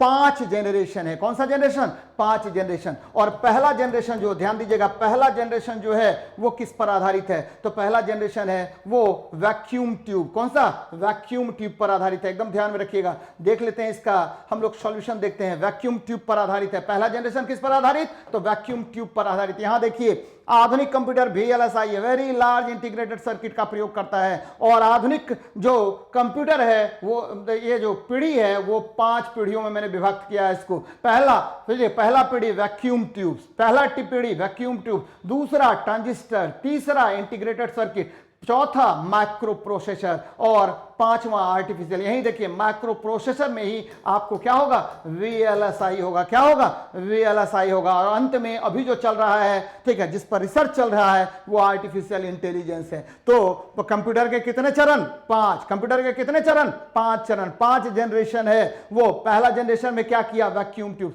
दूसरा जनरेशन में क्या किया, सेमीकंडक्टर। दूसरा जनरेशन में क्या किया, सेमीकंडक्टर। तीसरा जनरेशन सेमीकंडक्टर या ट्रांजिस्टर बोलिए। और तीसरा जनरेशन में क्या किया, तो इंटीग्रेटेड सर्किट। देखिए इंटीग्रेटेड सर्किट। चौथा जनरेशन में क्या किया, माइक्रो प्रोसेसर। यहीं से VLSI हो गया, अभी भी चल रहा है ये। और पांचवा जनरेशन याद रखिएगा आर्टिफिशियल इंटेलिजेंस। और तरह तरह का भी प्रयोग चल रहा है। आपको यहां पर हम तरह तरह से क्या कर रहे हैं, आपको एक चिप का निर्माण कर रहे हैं जिसको DNA चिप कहा जाता है। क्या कहा जाता है, ऑर्गेनो चिप का निर्माण अभी हो रहा है, जो भविष्य में आपका कंप्यूटर इतना शक्तिशाली हो जाएगा तो मनुष्य भी आगे बढ़ जाएगा। याद रखिएगा कि कंप्यूटर का जन्मदाता किसे कहा जाता है, तो कंप्यूटर का जन्मदाता चार्ल्स बेबेज को कहा जाता है। ये देखिए जो मैं बता रहा हूं बहुत बहुत इंपॉर्टेंट है। कंप्यूटर का जन्मदाता कौन, चार्ल्स बेबेज। कौन होगा, चार्ल्स बेबेज होगा। और आधुनिक कंप्यूटर का जन्मदाता कौन, तो आधुनिक कंप्यूटर का जन्मदाता है, याद रखिएगा आधुनिक कंप्यूटर का जन्मदाता है ट्यूरिंग महोदय, AL ट्यूरिंग। आधुनिक कंप्यूटर का जनक, आधुनिक कंप्यूटर का जनक कौन होगा, तो आधुनिक कंप्यूटर का जनक है AL ट्यूरिंग। कौन होगा, AL ट्यूरिंग नामक वैज्ञानिक है। AL ट्यूरिंग नामक वैज्ञानिक है।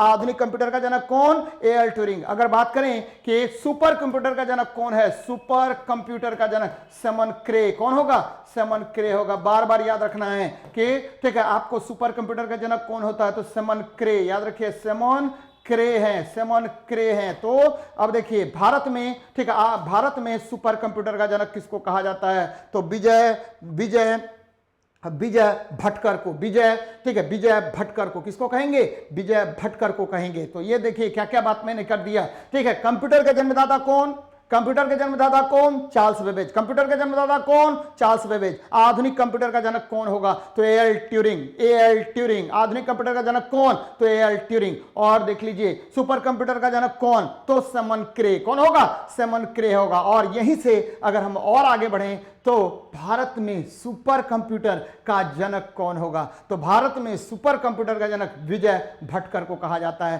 तो याद रखिएगा ये सारी बातें, बार बार यहां से क्वेश्चन पूछा जाता है जो आपके लिए बहुत बहुत लाभदायक है बच्चे। चलिए नेक्स्ट क्वेश्चन को देखते हैं क्या कह रहा है। 0.1 कूलम्ब आवेश, कितना कूलम्ब आवेश, 0.1 कूलम्ब आवेश को 15 वोल्ट विभव वाले बिंदु B से, ठीक है, बिंदु B से 135 वोल्ट विभव वाले बिंदु A तक ले जाने में कितना कार्य होगा। ये देखिए ये बिंदु B है, ये बिंदु B है, इसका वोल्ट कितना 135 वोल्ट है। ये बिंदु B है और ये बिंदु A है, इसका वोल्ट कितना, तो भैया 15, ठीक है, विभव वाले बिंदु A तक ले जाने में कितना कार्य होगा, तो 15 वोल्ट है। तो उच्च विभव से हमेशा ध्यान दीजिएगा, उच्च विभव से हमेशा आवेश का प्रवाह या विद्युत धारा का प्रवाह क्या होगा, निम्न विभव की ओर होगा। किधर से किधर, तो कौन यह बताता है कि आवेश का प्रवाह किधर से किधर होगा, यह भी क्वेश्चन बार बार पूछा जाता है। तो विभवांतर या पोटेंशियल डिफरेंस, यानी पोटेंशियल डिफरेंस या potential gives the flow of direction of flow of electric charge.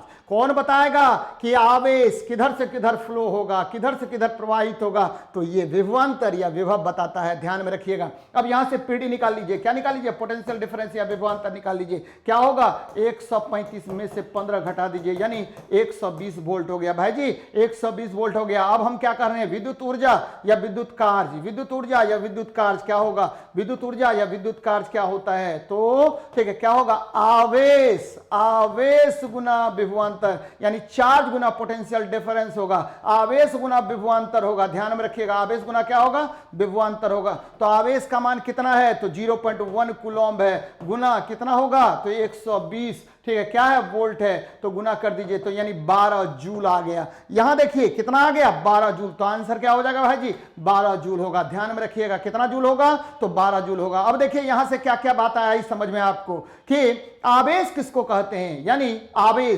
अगर किसी वस्तु को विद्युत क्षेत्र या चुंबकीय क्षेत्र से गुजार दीजिए तो जिस गुण के कारण आकर्षण या प्रतिकर्षण बल का अनुभव होता है उसी गुण को हम क्या कहते हैं? तो आवेश कहते हैं। आवेश किसी वस्तु का आंतरिक गुण है।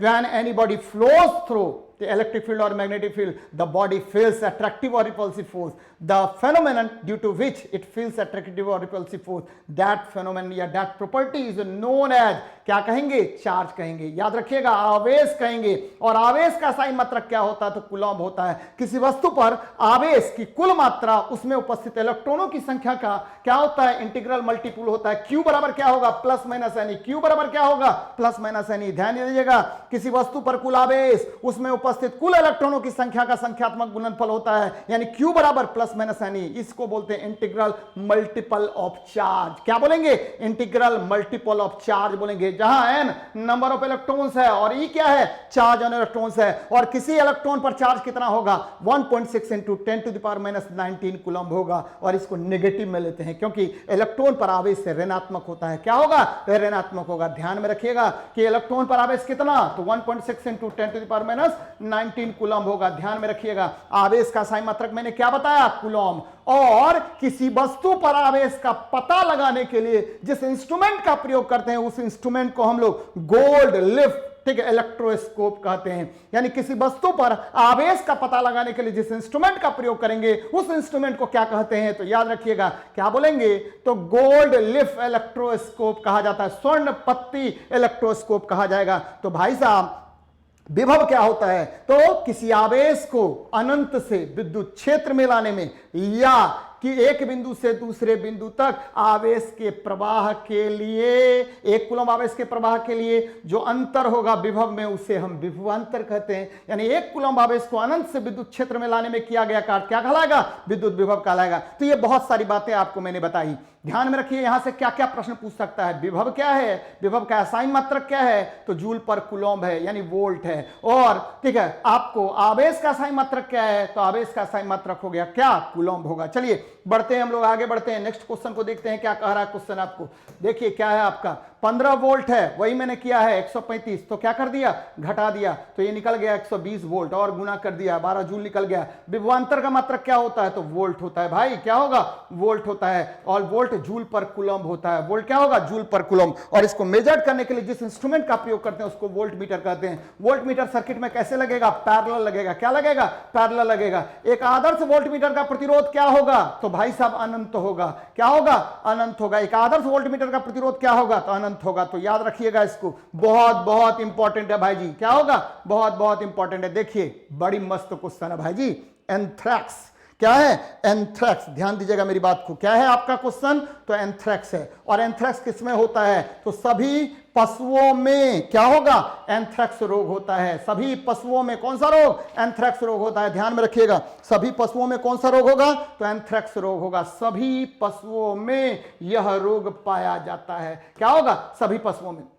अब देखिए डर्मेटाइटिस क्या होगा? तो डर्मेटाइटिस जो है यह क्या है? ये त्वचा संबंधी रोग है। और ये एक प्रकार से क्या है आपको? एक्जिमा। क्या होगा? एक्जिमा होगा। ध्यान में रखिएगा, क्या होगा? एक्जिमा होगा। और ये भेड़ बकरी में पाया जाता है। रानी खेत रोग, ध्यान दीजिएगा, रानी खेत रोग क्या होगा? मुर्गी में होगा। और ये वायरल डिजीज रोग है। फुट रॉट रोग किसमें होगा? तो भेड़ में होगा। फुट रॉट रोग किसमें होगा? भेड़ में होगा। जनरली कैटल्स में पाया जाता है फुट रॉट रोग। तो देखिए एक का 2 नंबर, तो 1 का 2 नंबर एक ही में है, तो सी नंबर आंसर हो गया। क्या हो गया? सी नंबर आंसर हो गया। चलिए देखते हैं क्या क्या मैंने सॉल्यूशन करवाया है, जरा देखिए उस पर बात कर लेते हैं। एंथ्रैक्स सभी पशुओं में होता है। एंथ्रैक्स किसमें होगा? सभी पशुओं में। कौन सा रोग होगा? बार बार आपसे क्वेश्चन पूछेगा, एंथ्रैक्स होगा। और ये एंथ्रैक्स रोग किसके कारण होता है? तो यहां देखिए नीचे मैंने लिख रखा है कि एंथ्रैक्स विषाणु जनित रोग है और यह बेसिलस एंथ्रेसिस से होता है। किससे होगा? बेसिलस एंथ्रेसिस से होगा। अब देखिए डर्मेटाइटिस की बात कर रहे हैं हम लोग, तो डर्मेटाइटिस भेड़ बकरी में होगा। और ये त्वचा संबंधी रोग है। किसके संबंधी? त्वचा संबंधी रोग है। क्योंकि आपको पता है कि भेड़ और बकरी में बहुत सारा क्या होगा?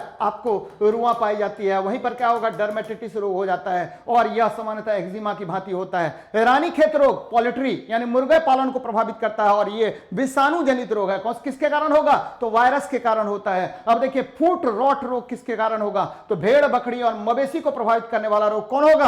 आपको फुट रॉट रोग होता है और यह जीवाणु के कारण होगा। किससे? जीवाणु जनित रोग है। तो यहां से क्या याद रखिएगा? एंथ्रेसिस। तो एंथ्रेक्स किसके कारण? तो बेसिलस यानी विषाणु, ये जो है बेसिलस एंथ्रेसिस के कारण होता है। डर्मेटाइटिस त्वचा के कारण होगा और एक्जिमा, ये देखिए ध्यान में रखिएगा कि रानीखेत रोग किसके कारण? तो विषाणु, लेकिन केवल फुट रॉट रोग जो है वो जीवाणु के कारण होता है। तो ये बातें सारी याद रखनी है आपको, तो ध्यान में रखिएगा, बहुत बहुत इंपॉर्टेंट है। चलिए इस क्वेश्चन को जरा देखते हैं क्या कह रहा है क्वेश्चन में। क्वेश्चन बहुत बहुत इंपॉर्टेंट है। जमुना पारी, जमुना पारी, ध्यान दीजिएगा, जब भी हम जमुना पारी की बात करेंगे तो जमुना पारी क्या होता है ये देखिए, जरा हम इस पर बात कर लेते हैं। ये देखिए पश्मीना, पश्मीना क्या होगा? तो पश्मीना जो है याद रखिएगा कि ठीक है, जमुना पारी हम लोग दुधारू नस्ल होता है। क्या? दुधारू नस्ल होगा। ठीक है, पश्मीना, पश्मीना जो है यह हम किसके लिए करेंगे? तो ठीक है, आपको बाल के लिए करते हैं, मालाबार खाल के लिए करते हैं, सिरोही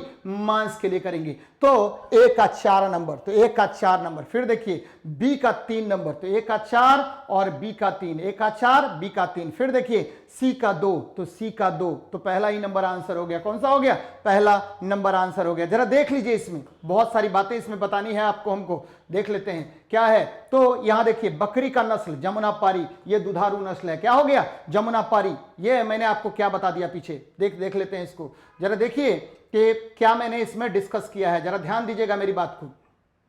जमुना पारी जो है वो दुधारू नस्ल है। जमुना पारी क्या है? दुधारू नस्ल है। पीछे चलते हैं हम लोग, थोड़ा सा देख लेते हैं। जमुना पारी क्या है? आपको पश्मीना बाल के लिए, मालाबार खाल के लिए। ये जरा इसको देखिए, आंसर देखते हैं क्या कह रहा है। ठीक है, ये देख लीजिए भाई साहब। चलिए तो पीछे चलते हैं, थोड़ा सा पीछे चलते हैं। देखिए बकरी और पीछे चलते हैं। यहां देखिए जमुना पारी मैंने क्या किया? दुधारू नस्ल, 1 का 4, 3 का 2, 1 का, ये देखिए ये थोड़ा सा ठीक है, इसमें देख लीजिए क्या है। तो जमुना पारी ये क्या है? जमुना पारी दुधारू नस्ल है, कोई प्रॉब्लम नहीं। सिरोही मांस के लिए, बी का 3। फिर देखिए पश्मीना आपको मैंने बताया किसके लिए? बाल के लिए। मालाबार खाल के लिए। तो 1 का 4 नंबर, 1 का 4, ठीक है, बी का 3, 2, 1, तो 1 का 4 बी का 3, तो यही तो बताया था, 2 ए नंबर। चलिए देख लेते हैं जरा इसको। ठीक है, आंसर देखते हैं क्या क्या मैंने किया है इसमें। जमुना पारी, जमुना पारी दुधारू नस्ल। जमुना पारी कौन सा नस्ल है? दुधारू नस्ल है। सिरोही मांस है, पश्मीना बाल के लिए, मालाबार खाल के लिए। याद रखिएगा बकरी का वैज्ञानिक नाम कैप्रोहिरकस होता है, कैप्रोहिरकस होता है। बार बार क्वेश्चन पूछता है कि बकरी के कौन कौन प्रमुख नस्ल? गद्दी, चंगाथांगी, बर्बरी, मारवाड़ी। ठीक है, गद्दी, चंगाथांगी, बर्बरी, मारवाड़ी। और बर्बरी को सिटी गोट कहा जाता है। और बर्बरी के देखिएगा कान जो है लंबे लंबे कान होते हैं। क्या होंगे? लंबे लंबे कान होते हैं। ये क्वेश्चन पूछा हुआ है आपको, बार बार क्वेश्चन पूछता है कि बर्बरी कौन सा नस्ल है? तो बर्बरी है आपको क्या है? तो सिटी गोट होता है। कौन सा गोट होगा?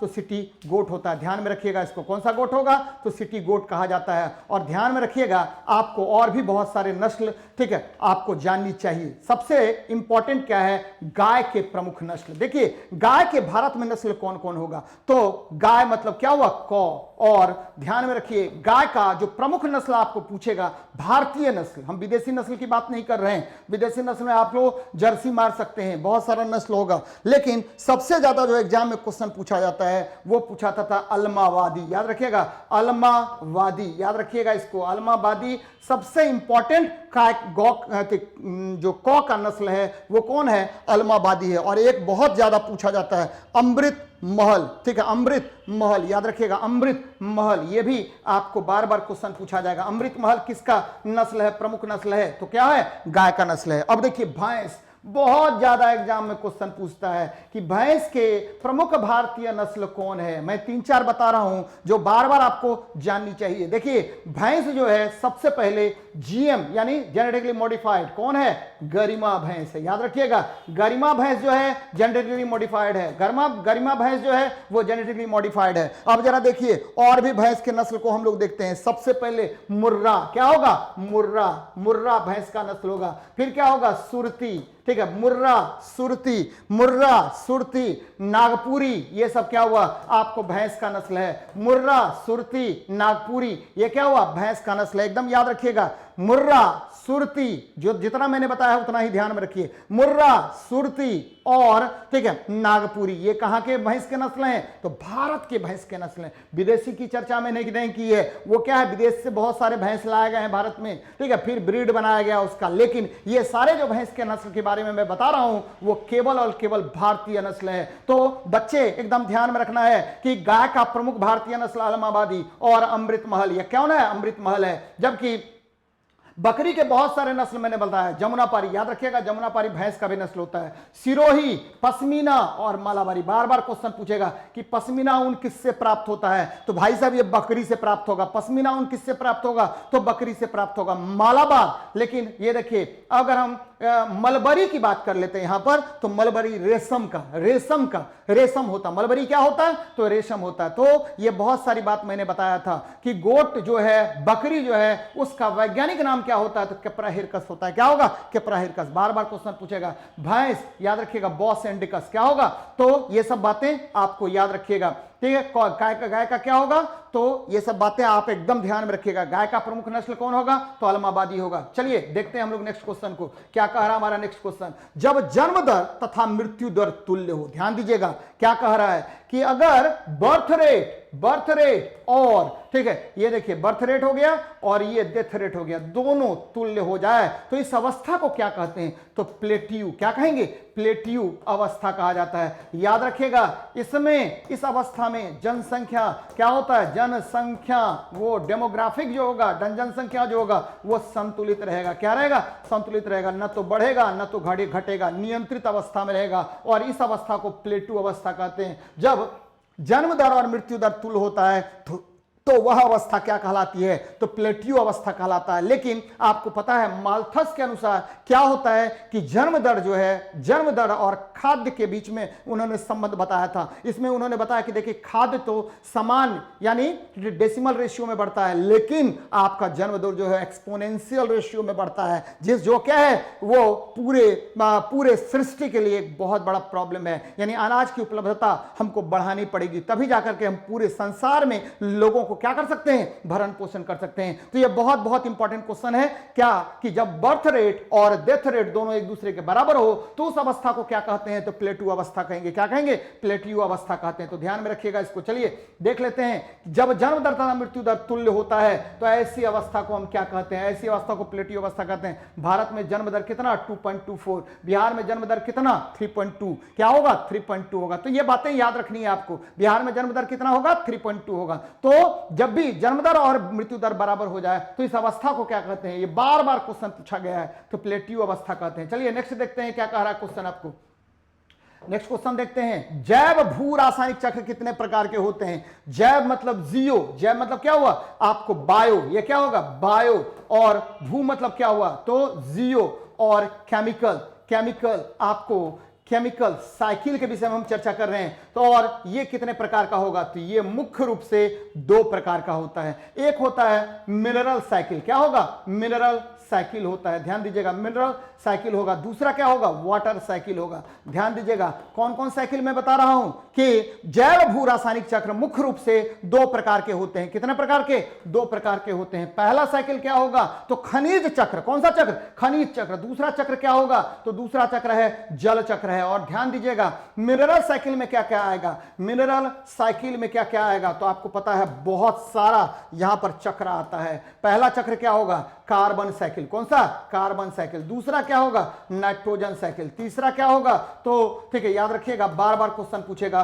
कि ऑक्सीजन साइकिल। चौथा क्या होगा, तो ध्यान में रखिएगा फॉस्फोरस साइकिल होगा, फॉस्फोरस साइकिल। पांचवा क्या होगा, तो यहां देखिए कि carbon cycle, nitrogen cycle, oxygen cycle, phosphorus cycle और सल्फर साइकिल होगा। और ये तो क्या हो गया, मिनरल साइकिल की बात होगी। अब वाटर साइकिल के विषय में बात करते हैं, जल चक्र के विषय में। आपको पता है कि जल जब क्या होगा, जल जब आपको पृथ्वी से वाष्पित होगा, पृथ्वी से क्या होगा, वाष्पित होगा, पुनः क्या होगा, वाष्पित होने के बाद वह संघनित होगा, संघनित होकर के जल बूंदों के रूप में कहां गिरेगा, वो पृथ्वी पर गिरेगा, और फिर ये वर्षा के रूप में गिरता है, फिर पुनः क्या होगा, वाष्पीकरण होगा। तो ये पूर्णतः चक्र चलते रहता है, और इसे ही हम क्या कहेंगे, आपको पता होगा कि जल जो है बर्फ के रूप में भी जमा होगा, और बर्फ के रूप में वो धीरे धीरे वहां से पिघलेगा, पिघल करके कहां आएगा, समुद्र में आएगा, समुद्र में वो वाष्पीकृत होता है, वाष्पीकृत होने के बाद बादल बनते हैं, बादल होने के बाद वो संघनित होंगे, संघनित होने के बाद वह वर्षा की बूंदों के रूप में पृथ्वी पर गिरेगा। तो ये पूरी प्रक्रिया होती है, इसे ही हम वाटर साइकिल कहते हैं। बच्चे बहुत बहुत इंपॉर्टेंट है, मैं बार बार बता रहा हूं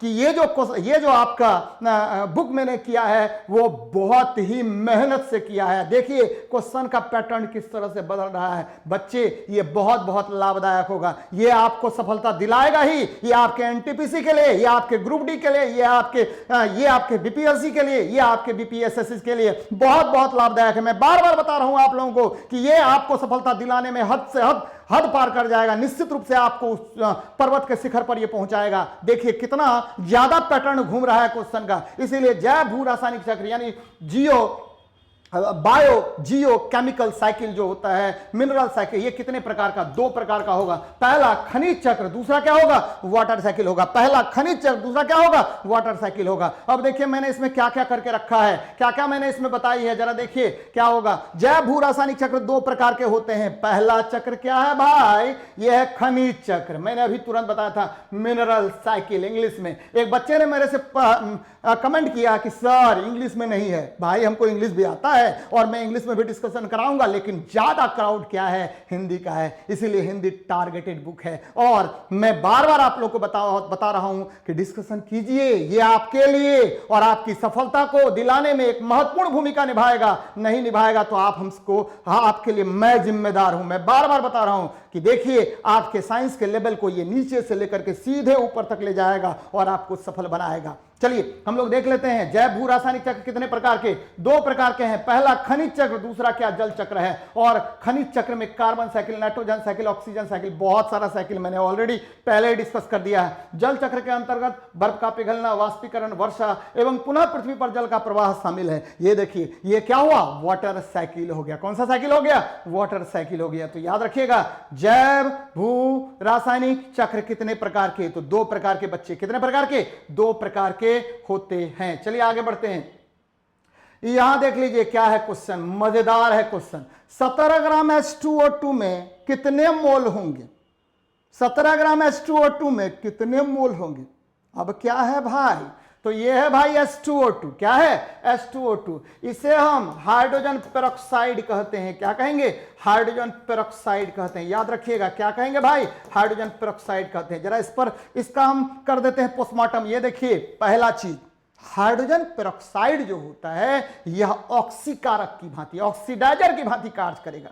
तो पहला चीज क्या हो गया, ऑक्सीडाइजर की भांति कार्य करेगा। यह प्रणोदक में ऑक्सीडाइजर, प्रणोदक मतलब क्या होता है, प्रोपेलेंट होता है। प्रोपेलेंट क्या है, तो रॉकेट में प्रयुक्त ईंधन को प्रोपेलेंट कहा जाता है। हाँ, प्रोपेलेंट में यह ऑक्सीडाइजर की भांति कार्य करेगा, ऑक्सीकारक की भांति कार्य करेगा। एक चीज और जो बहुत बहुत इंपॉर्टेंट है, आपका तैलीय चित्र है, ऑयल पेंट है। ऑयल पेंट को ध्यान में रखना है, ऑयल पेंट को क्या करने में, तो ऑयल पेंट को चमकाने में, ऑयल पेंट को चमकाने में। याद रखिएगा ऑयल पेंट को चमकाने में, पेंट को चमकाने में किसका प्रयोग होगा, को चमकाने में किसका प्रयोग होगा, तो इसी हाइड्रोजन पेरोक्साइड का प्रयोग होगा। अब देखिए क्वेश्चन देखिए, क्वेश्चन भाई साहब ये देखिए H2O2 क्या हुआ, इसके कितने ग्राम, 2 ग्राम, ऑक्सीजन के कितने ग्राम, 32 ग्राम, कितने ग्राम, 32 ग्राम, दोनों को जोड़ दीजिए 34 ग्राम हो गया। क्या हो गया, 34 ग्राम। नंबर ऑफ मोल्स किसको कहते हैं, नंबर ऑफ मोल्स किसको कहेंगे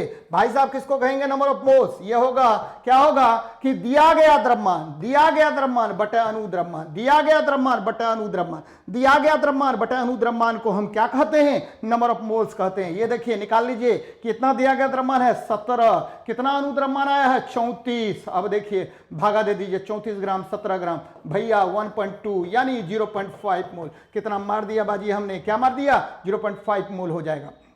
अब यहां से क्या क्या सीखे, 0.5 मोल आंसर मार दीजिए। क्या क्या सीखे कि ठीक है हाइड्रोजन पेरोक्साइड ऑक्सीकारक के रूप में, किसमें, प्रणोदक में, और यह ऑयल पेंट को चमकाने में प्रयोग में आएगा। बार बार क्वेश्चन आएगा कि हाइड्रोजन पेरोक्साइड है ऑक्सीकारक अवकारक दोनों, इनमें से कोई नहीं। तो आपको पता है आपको क्या मारना है, याद रखिएगा। नंबर ऑफ मोल्स जैसे ही आएगा बात, तो नंबर ऑफ मोल्स क्या करेंगे, तो दिया गया द्रव्यमान बटा आणविक द्रव्यमान, दिया गया द्रव्यमान बटा आणविक द्रव्यमान को हम नंबर ऑफ मोल्स कहते हैं। याद रखिएगा नंबर ऑफ मोल्स कह देंगे, यानी पदार्थों की मात्रा को मापने के लिए जिसका यूज करते हैं उसको नंबर ऑफ मोल्स कहा जाता है। तो ये क्वेश्चन हो गया। देखिए मैंने डिस्कशन क्या करा है इसमें, तो ये देखिए 17 ग्राम ठीक है दिया गया द्रव्यमान बटा अनुद्रव्यमान। अब देखिए थोड़ा सा और चलते हैं हम लोग।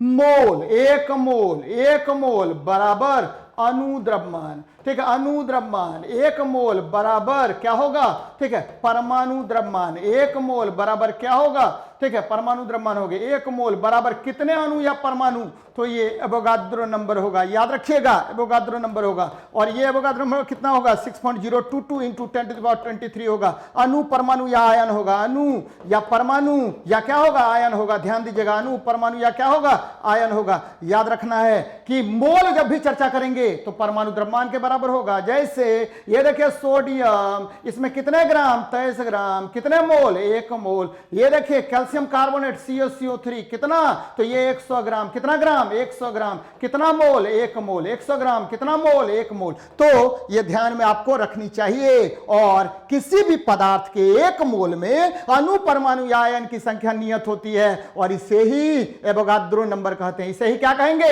एवोगाद्रो नंबर कहेंगे। किसी भी पदार्थ के 1 मोल में अणु या परमाणुओं की संख्या नियत होती है, इसे हम एवोगाद्रो नंबर कहते हैं। यानी क्या मैं बता रहा हूं कि the number of atoms molecules और आयंस, ठीक है, इन 1 मोल इज सर्टेन, नियत होता है। That number is known as Avogadro number. और जब भी एवोगाद्रो नंबर की चर्चा कीजिएगा भैया तो याद रखिएगा 6.022 इंटू 10⁻23। ये या तो एटम होगा या मॉलिक्यूल्स होगा या क्या होगा, आयंस होगा। कोई दिक्कत है, नहीं दिक्कत है बच्चे, एकदम दिक्कत नहीं है, दिक्कत नहीं होनी चाहिए। दिक्कत होगा तो मैं हूं, ठीक है, याद रखिएगा। ये देखिए लाजवाब क्वेश्चन। देश में निर्मित पहला बहुउद्देशीय उपग्रह कौन है, तो भाई साहब पहला बहुउद्देशीय उपग्रह कौन है, तो ये है इनसेट 2A। इनसेट 2A पहला उपग्रह कौन है, तो इनसेट 2A है। ध्यान दीजिएगा इनसेट 2A है, और ये बहुउद्देशीय है, भारत का पहला उपग्रह। ये देखिए बहुउद्देशीय, ये क्या है भाई जी, ये आपको जियो स्टेशनरी सैटेलाइट है। यहां देखिए ये जियो स्टेशनरी सैटेलाइट है, और ये जो प्लेट है, याद रखिए बार बार क्वेश्चन पूछेगा कि सैटेलाइट में ऊर्जा कहां से आता है, तो सोलर प्लेट से। कहां से आएगा, सोलर प्लेट से ऊर्जा आता है। कहां से आएगा भाई जी, सोलर प्लेट से आएगा। तो आंसर हो जाएगा इनसेट 2A, और इसे ही हम कम्युनिकेशन सैटेलाइट कहते हैं। कौन सा सैटेलाइट कहेंगे, कम्युनिकेशन सैटेलाइट कहेंगे, संचार उपग्रह कहेंगे। और भारत का पहला उपग्रह कौन है, याद रखिएगा 19 अप्रैल 1975 को भारत का पहला उपग्रह, 19 अप्रैल 1975 को भारत का पहला उपग्रह छोड़ा गया, और इसका नाम क्या था, इसका नाम था आर्यभट्ट। क्या नाम था, आर्यभट्ट नाम था। और याद रखिएगा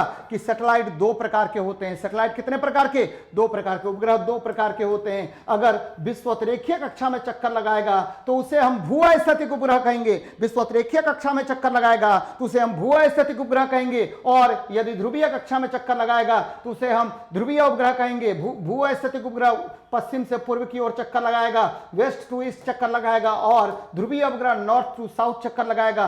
भू-स्थैतिक उपग्रह 36,500 किलोमीटर की ऊंचाई पर होगा, जबकि ठीक है ध्रुवीय उपग्रह याद रखिएगा 800 किलोमीटर से 1000 किलोमीटर के बीच स्थित होता है। तो कोई प्रॉब्लम है, ये देखिए बहुउद्देशीय उपग्रह कौन, इनसेट 2A होगा। कौन होगा, इनसेट 2A होगा। चलिए देखते हैं क्या मैंने किया है इसमें, सॉल्यूशन क्या किया है कि देश में निर्मित पहला बहुउद्देशीय उपग्रह कौन है, तो देश में निर्मित पहला बहुउद्देशीय उपग्रह इनसेट 2 है। इनसेट का पूरा नाम क्या होता है, इंडियन नेशनल सैटेलाइट। भारत का पहला उपग्रह कब छोड़ा गया, तो 19 अप्रैल 1975 को। याद रखिएगा, ठीक है, 19 अप्रैल 1975 को। क्या नाम था इसका, आर्यभट्ट नाम था। याद रखिएगा कि भारत भारत जो है निरंतर इसरो के तत्वावधान में, किसके, इसरो के तत्वावधान में तरह तरह के सैटेलाइट्स को छोड़ रहा है और वर्तमान में इसरो विश्व में एक नई पहचान लेकर के रखा है। याद होगा पहले सेट में मैंने चंद्रयान के विषय में बताया था, चंद्रयान 2008 में, चंद्रयान 1 कब 2008 में, और चंद्रयान 2 कब, याद रखिए 2019 में। और विक्रम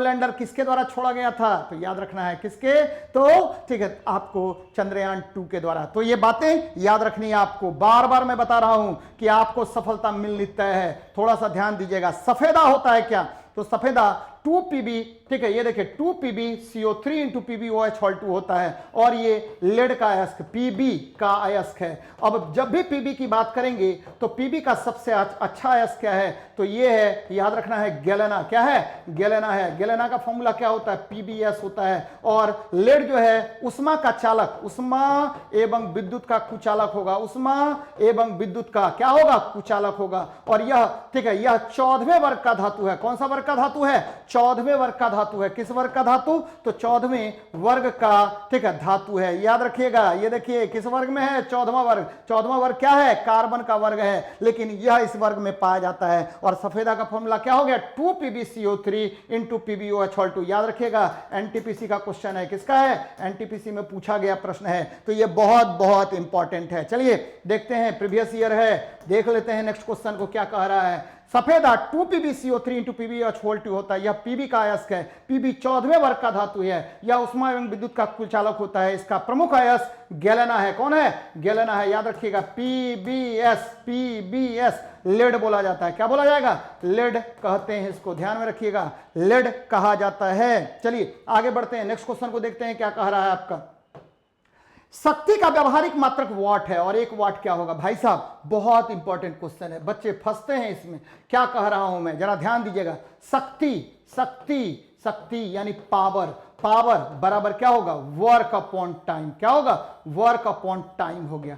पावर बराबर क्या हो गया, ये देखिए V इंटू आई। भी यहां वोल्ट है, भी यहां वोल्ट है, आई क्या है, एम्पियर है। भी यहां वोल्ट है, आई क्या है, एम्पियर है। तो 1 वोल्ट इंटू क्या होगा, एम्पियर। 1 वोल्ट इंटू 1 एम्पियर हो जाएगा, और इसे ही वॉट कहा जाता है। क्या कहा जाता है, वॉट कहा जाता है। तो शक्ति का एसआई मात्रक क्या होगा, शक्ति का एसआई मात्रक वॉट होगा। और ये 1 वोल्ट किसके, 1 वाट जो है किसके बराबर होगा, तो 1 वोल्ट इंटू 1 एम्पियर के तुल्य होगा। और बार बार यहां पर शक्ति से बहुत ज्यादा प्रश्न आपको याद होगा, रेलवे में पूछे जाते हैं। P बराबर, ध्यान दीजिएगा, पावर बराबर क्या होगा, वर्क अपॉन टाइम, कार्य बटा समय। कार्य करने की, ठीक है, कार्य करने की दर को हम शक्ति कहते हैं। फिर देखिए F डॉट V होगा। क्या होगा, F डॉट V यहां वेग है, यानी बल और वेग का अदिश गुणनफल क्या कहलाएगा, तो शक्ति कहलाएगा। फिर देखिए यानी mgh यानी पोटेंशियल एनर्जी बटा टाइम को हम क्या कहेंगे, शक्ति कहेंगे। फिर देखिए काइनेटिक एनर्जी बटा टाइम को हम क्या कहेंगे, शक्ति कहेंगे। फिर देखिए ठीक है, V डॉट आई को क्या बोलेंगे, V इंटू आई। यहां V मतलब विभव,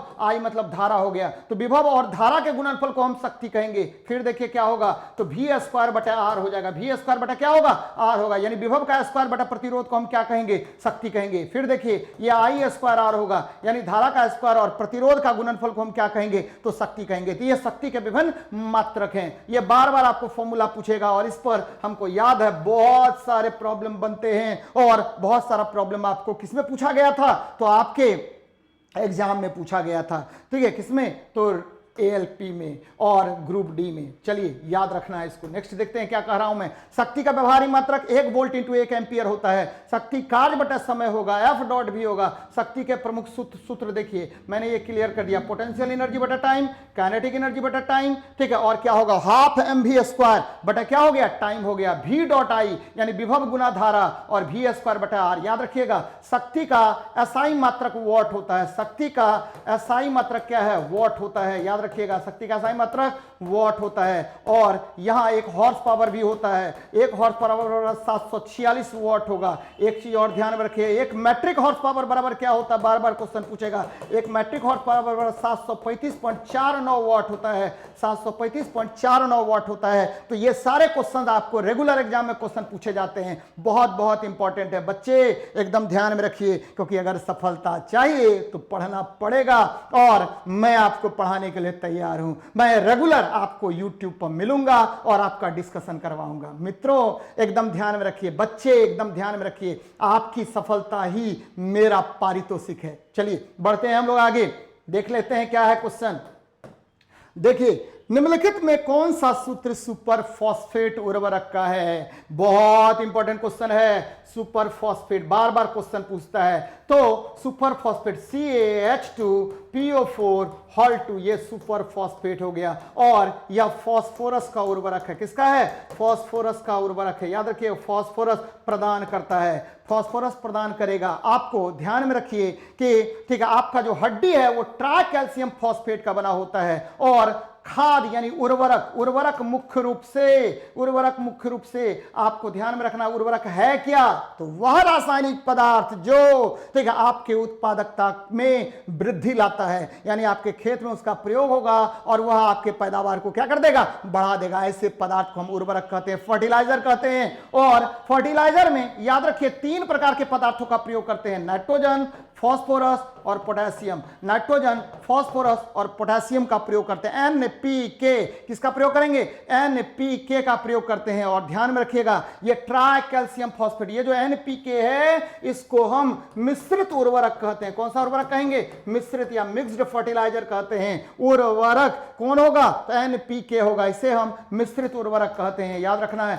सबसे अच्छा उर्वरक कौन होगा? तो ठीक है आपको नाइट्रोजन देने वाला सबसे अच्छा उर्वरक होता है यूरिया, जिसका फॉर्मूला है NH2CO NH2 होगा यूरिया। और यह 46% नाइट्रोजन देता है। कितना परसेंट देगा? 46% देगा। ये देखिए कैल्शियम सल्फेट है लेकिन इसमें डाइहाइड्रेट अगर लगा देते हैं तो यह बन गया जिप्सम। क्या बन जाएगा? जिप्सम बन जाएगा। और यह जो है सीमेंट के जमने की दर को क्या कर देता है? कम कर देता है। और यह आपका ट्राई कैल्शियम फॉस्फेट है और यह आपकी हड्डियों में पाया जाता है। कहां पाया जाएगा?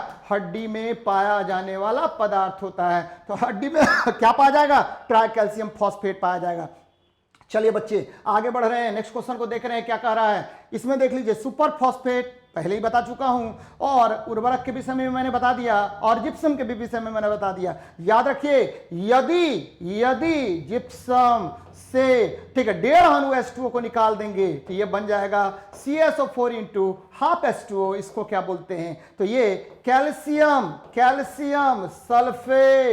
सल्फेट हेमीहाइड्रेट होता है। क्या होगा? हेमीहाइड्रेट होता है और इसे ही हम कहते हैं, क्या कहते हैं? Plaster of Paris. क्या कहेंगे? Plaster of Paris. Bar bar question पूछेगा कि कैल्शियम सल्फेट हेमीहाइड्रेट को क्या कहा जाता है? तो POP प्लास्टर ऑफ पेरिस कहा जाता है। इसका उपयोग किसमें करते हैं? तो हड्डी को जोड़ने में। किसमें करेंगे? हड्डी को जोड़ने में किया जाता है। याद रखिएगा हड्डी को जोड़ने में करते हैं। किसका उपयोग? तो ठीक है आपका कैल्शियम सल्फेट हेमीहाइड्रेट का। चलिए आगे बढ़ते हैं, नेक्स्ट क्वेश्चन को देखते हैं क्या कह रहा है।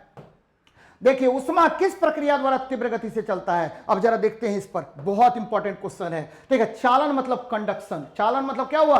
कंडक्शन हो गया। और कंडक्शन में उष्मा जो है देखिए रॉड गर्म होगा, ये क्या है? लोहे की छड़ है। एक अणु गर्म होगा, दूसरे अणु को उष्मा देगा, दूसरा अणु तीसरा को, तीसरा अणु चौथे को, चौथा अणु पांचवें को। यानी तापांतर के कारण ये देखिए T1 और यहाँ T2 है, तापांतर के कारण उष्मा का प्रवाह होगा। फिर देखिए संवहन की बात कर रहे हैं, अब ये ठीक हम पानी गर्म कर रहे हैं, यहां देखिए पानी गर्म कर रहे हैं तो क्या होगा? उष्मा अणु जो है उष्मा पाकर क्या होगा? ऊपर की ओर गति करेगा, ऊपर का ठंडा अणु नीचे आएगा। ठीक है नीचे ये क्या होगा? गर्म होकर ऊपर भागेगा, हल्का होगा गर्म होकर ऊपर भागेगा। यानी इस प्रकार पूरा पदार्थ आपको गर्म हो जाता है।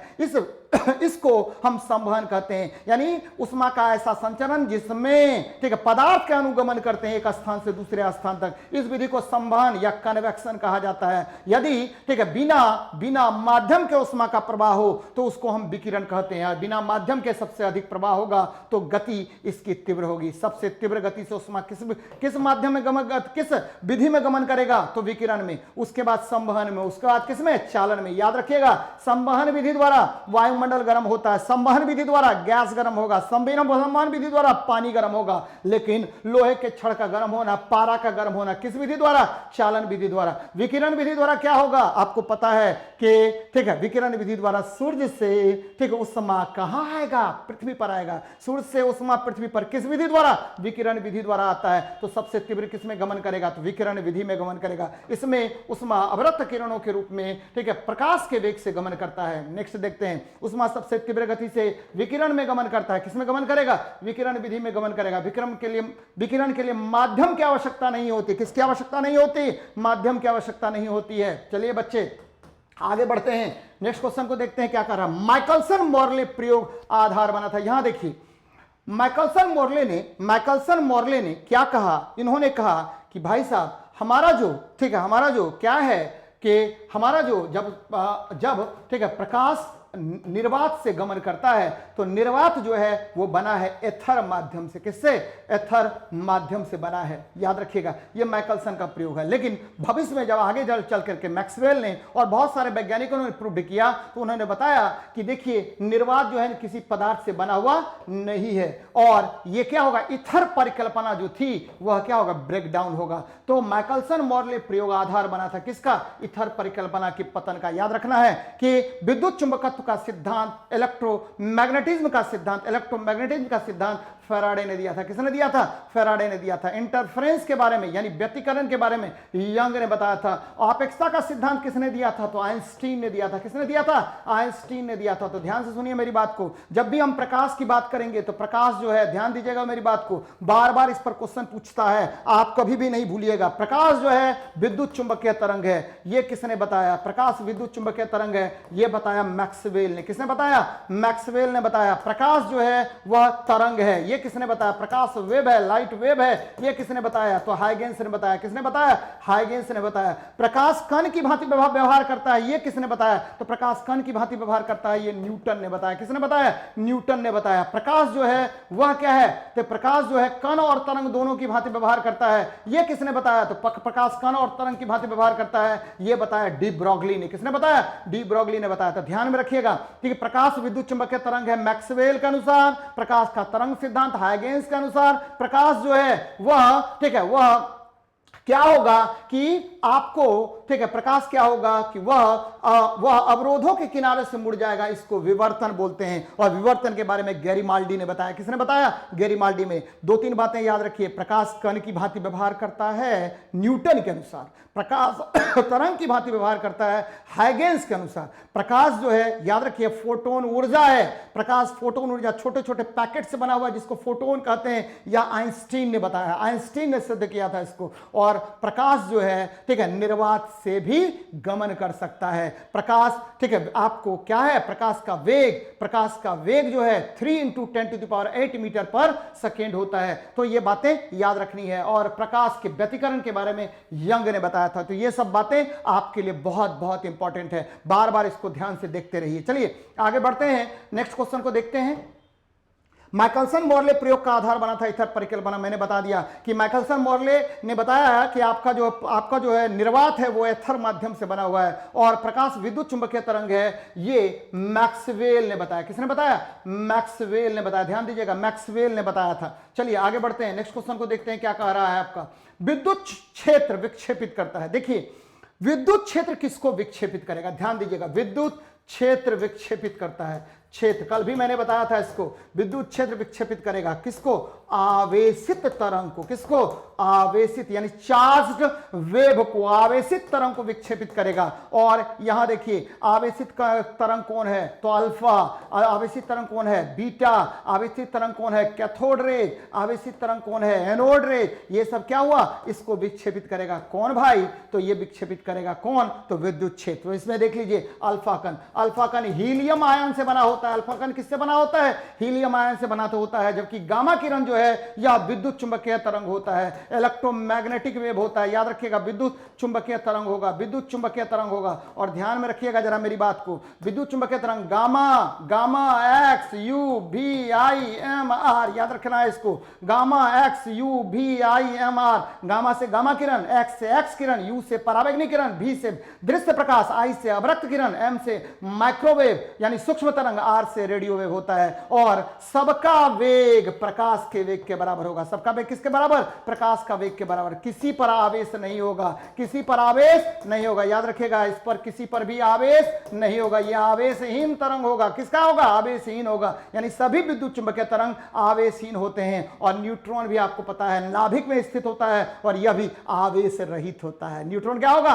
इसका भी कोई आवेश नहीं होता है। इसका द्रव्यमान 1.67 इंटू 10⁻24 ग्राम होता है और यह क्या है? अनावेशित कण है। और एक्स किरण की खोज किसने की? रोंटेजन ने किया था। ध्यान में रखिएगा, गामा किरण पॉल विलार्ड ने बताया था और पॉल विलार्ड ने इसके बारे में बताया था और इसके बारे में हेनरी बेक्वेरेल ने भी बताया था। ध्यान में रखिएगा, लेकिन पॉल विलार्ड रहेगा तो पॉल विलार्ड मारिएगा। गामा किरण विद्युत चुंबकीय तरंग है, इसकी खोज किसने की? तो पॉल विलार्ड ने। लेकिन जब नहीं रहेगा तब आप मारिएगा हेनरी बेक्वेरेल। क्या मारिएगा? हेनरी बेक्वेरेल। जबकि एक्स किरण की खोज किसने की? तो रोंटेजन ने। किसने किया था? रोंटजन नामक वैज्ञानिक ने किया था। तो विद्युत क्षेत्र किसको यह करता है? तो अल्फा कणों को। अल्फा कण किसका बना होता है? तो हीलियम आयन का। बहुत बहुत इंपॉर्टेंट क्वेश्चन है बच्चे।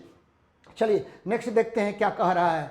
कह रहा है ये विद्युत क्षेत्र आवेशित, विद्युत क्षेत्र आवेशित, ठीक है, आवेशित कणों को विक्षेपित करता है। ठीक है, अल्फा बीटा इन किरणों को, एक्स किरण, न्यूट्रॉन तथा गामा किरण, यह विद्युत चुंबकीय तरंग नहीं है, यह आवेश रहित होता है।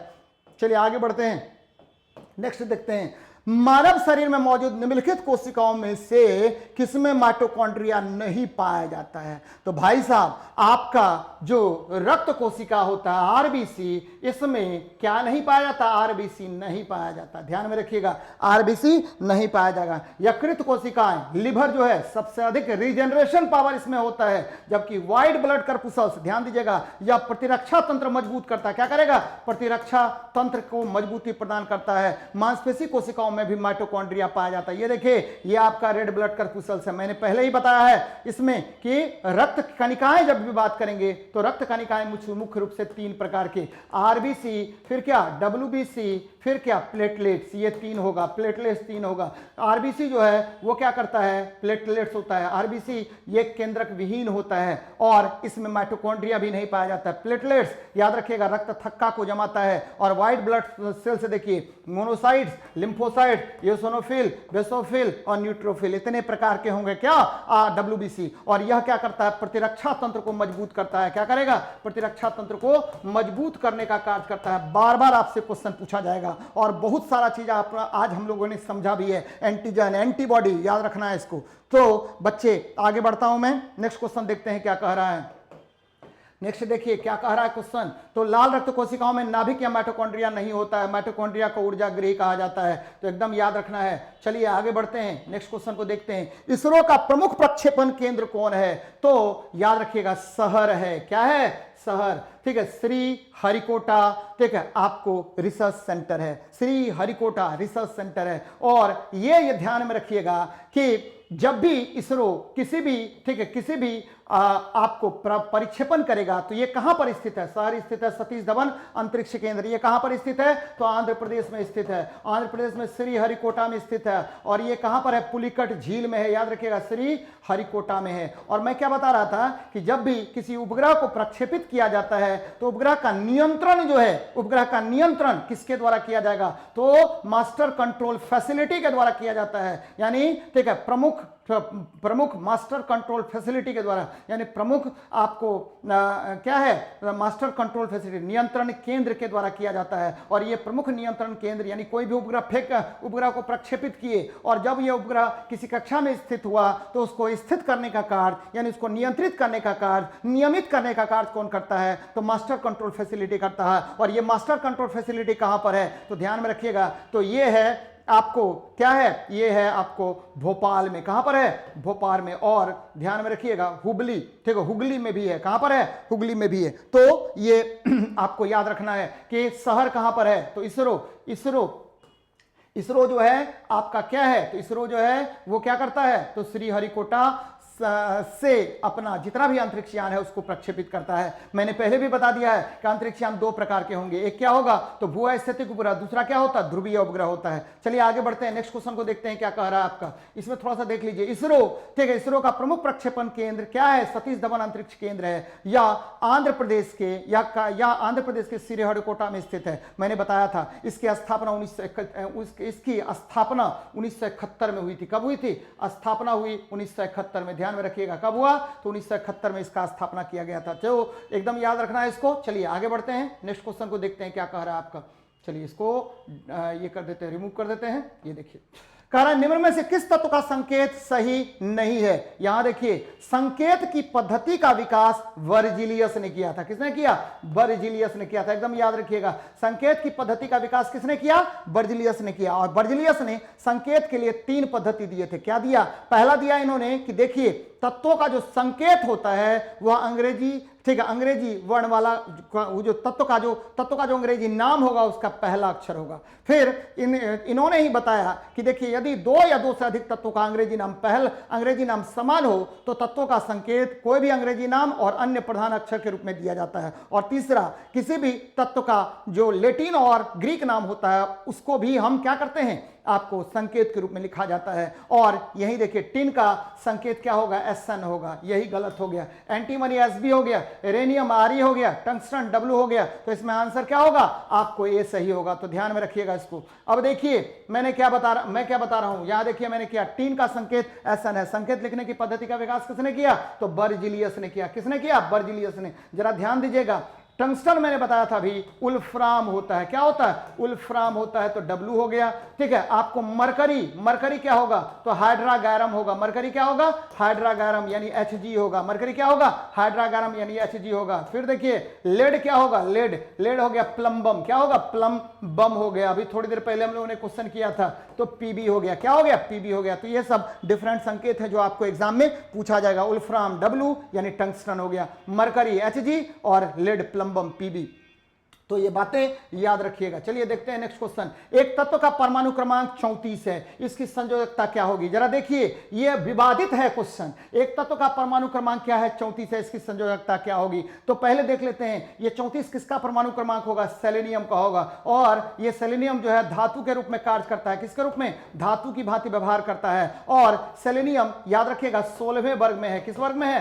16वें वर्ग में है। और ध्यान में रखिए, अब देखिए इसका क्या होगा? 1s 2s 2p 3s 3p 3d और क्या होगा? 4s और ठीक है 4p आ गया। यहां देखिए 2 2 4 6 10 2 12 6 18 18 10 28 28 2, ठीक है 2 2 4 6 10 2 12 12 6 18 18 10, ठीक है 18 10 क्या हो गया? 28 28 2 30 और 30 4 क्या हो गया? 34।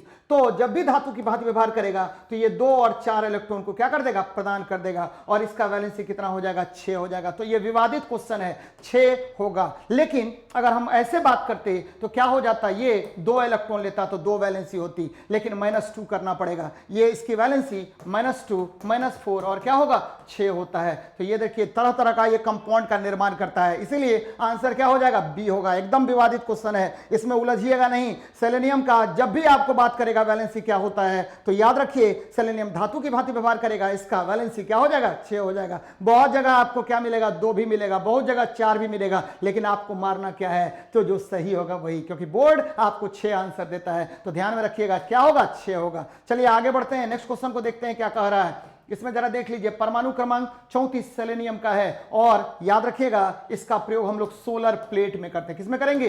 सोलर प्लेट में किया जाता है। किस प्लेट में? सौर प्लेट में, सोलर प्लेट में इसका उपयोग किया जाएगा। और ठीक है यह p ब्लॉक एलिमेंट है, इसका इलेक्ट्रॉनिक विन्यास मैंने कर दिया। ये देखिए तो ये 4p4 हो गया, यानी 2 4 6 ये प्रदान कर देगा, इसीलिए इसका 6 ही मारिएगा आप लोग आंसर। चलिए आगे बढ़ते हैं, नेक्स्ट क्वेश्चन को देखते हैं।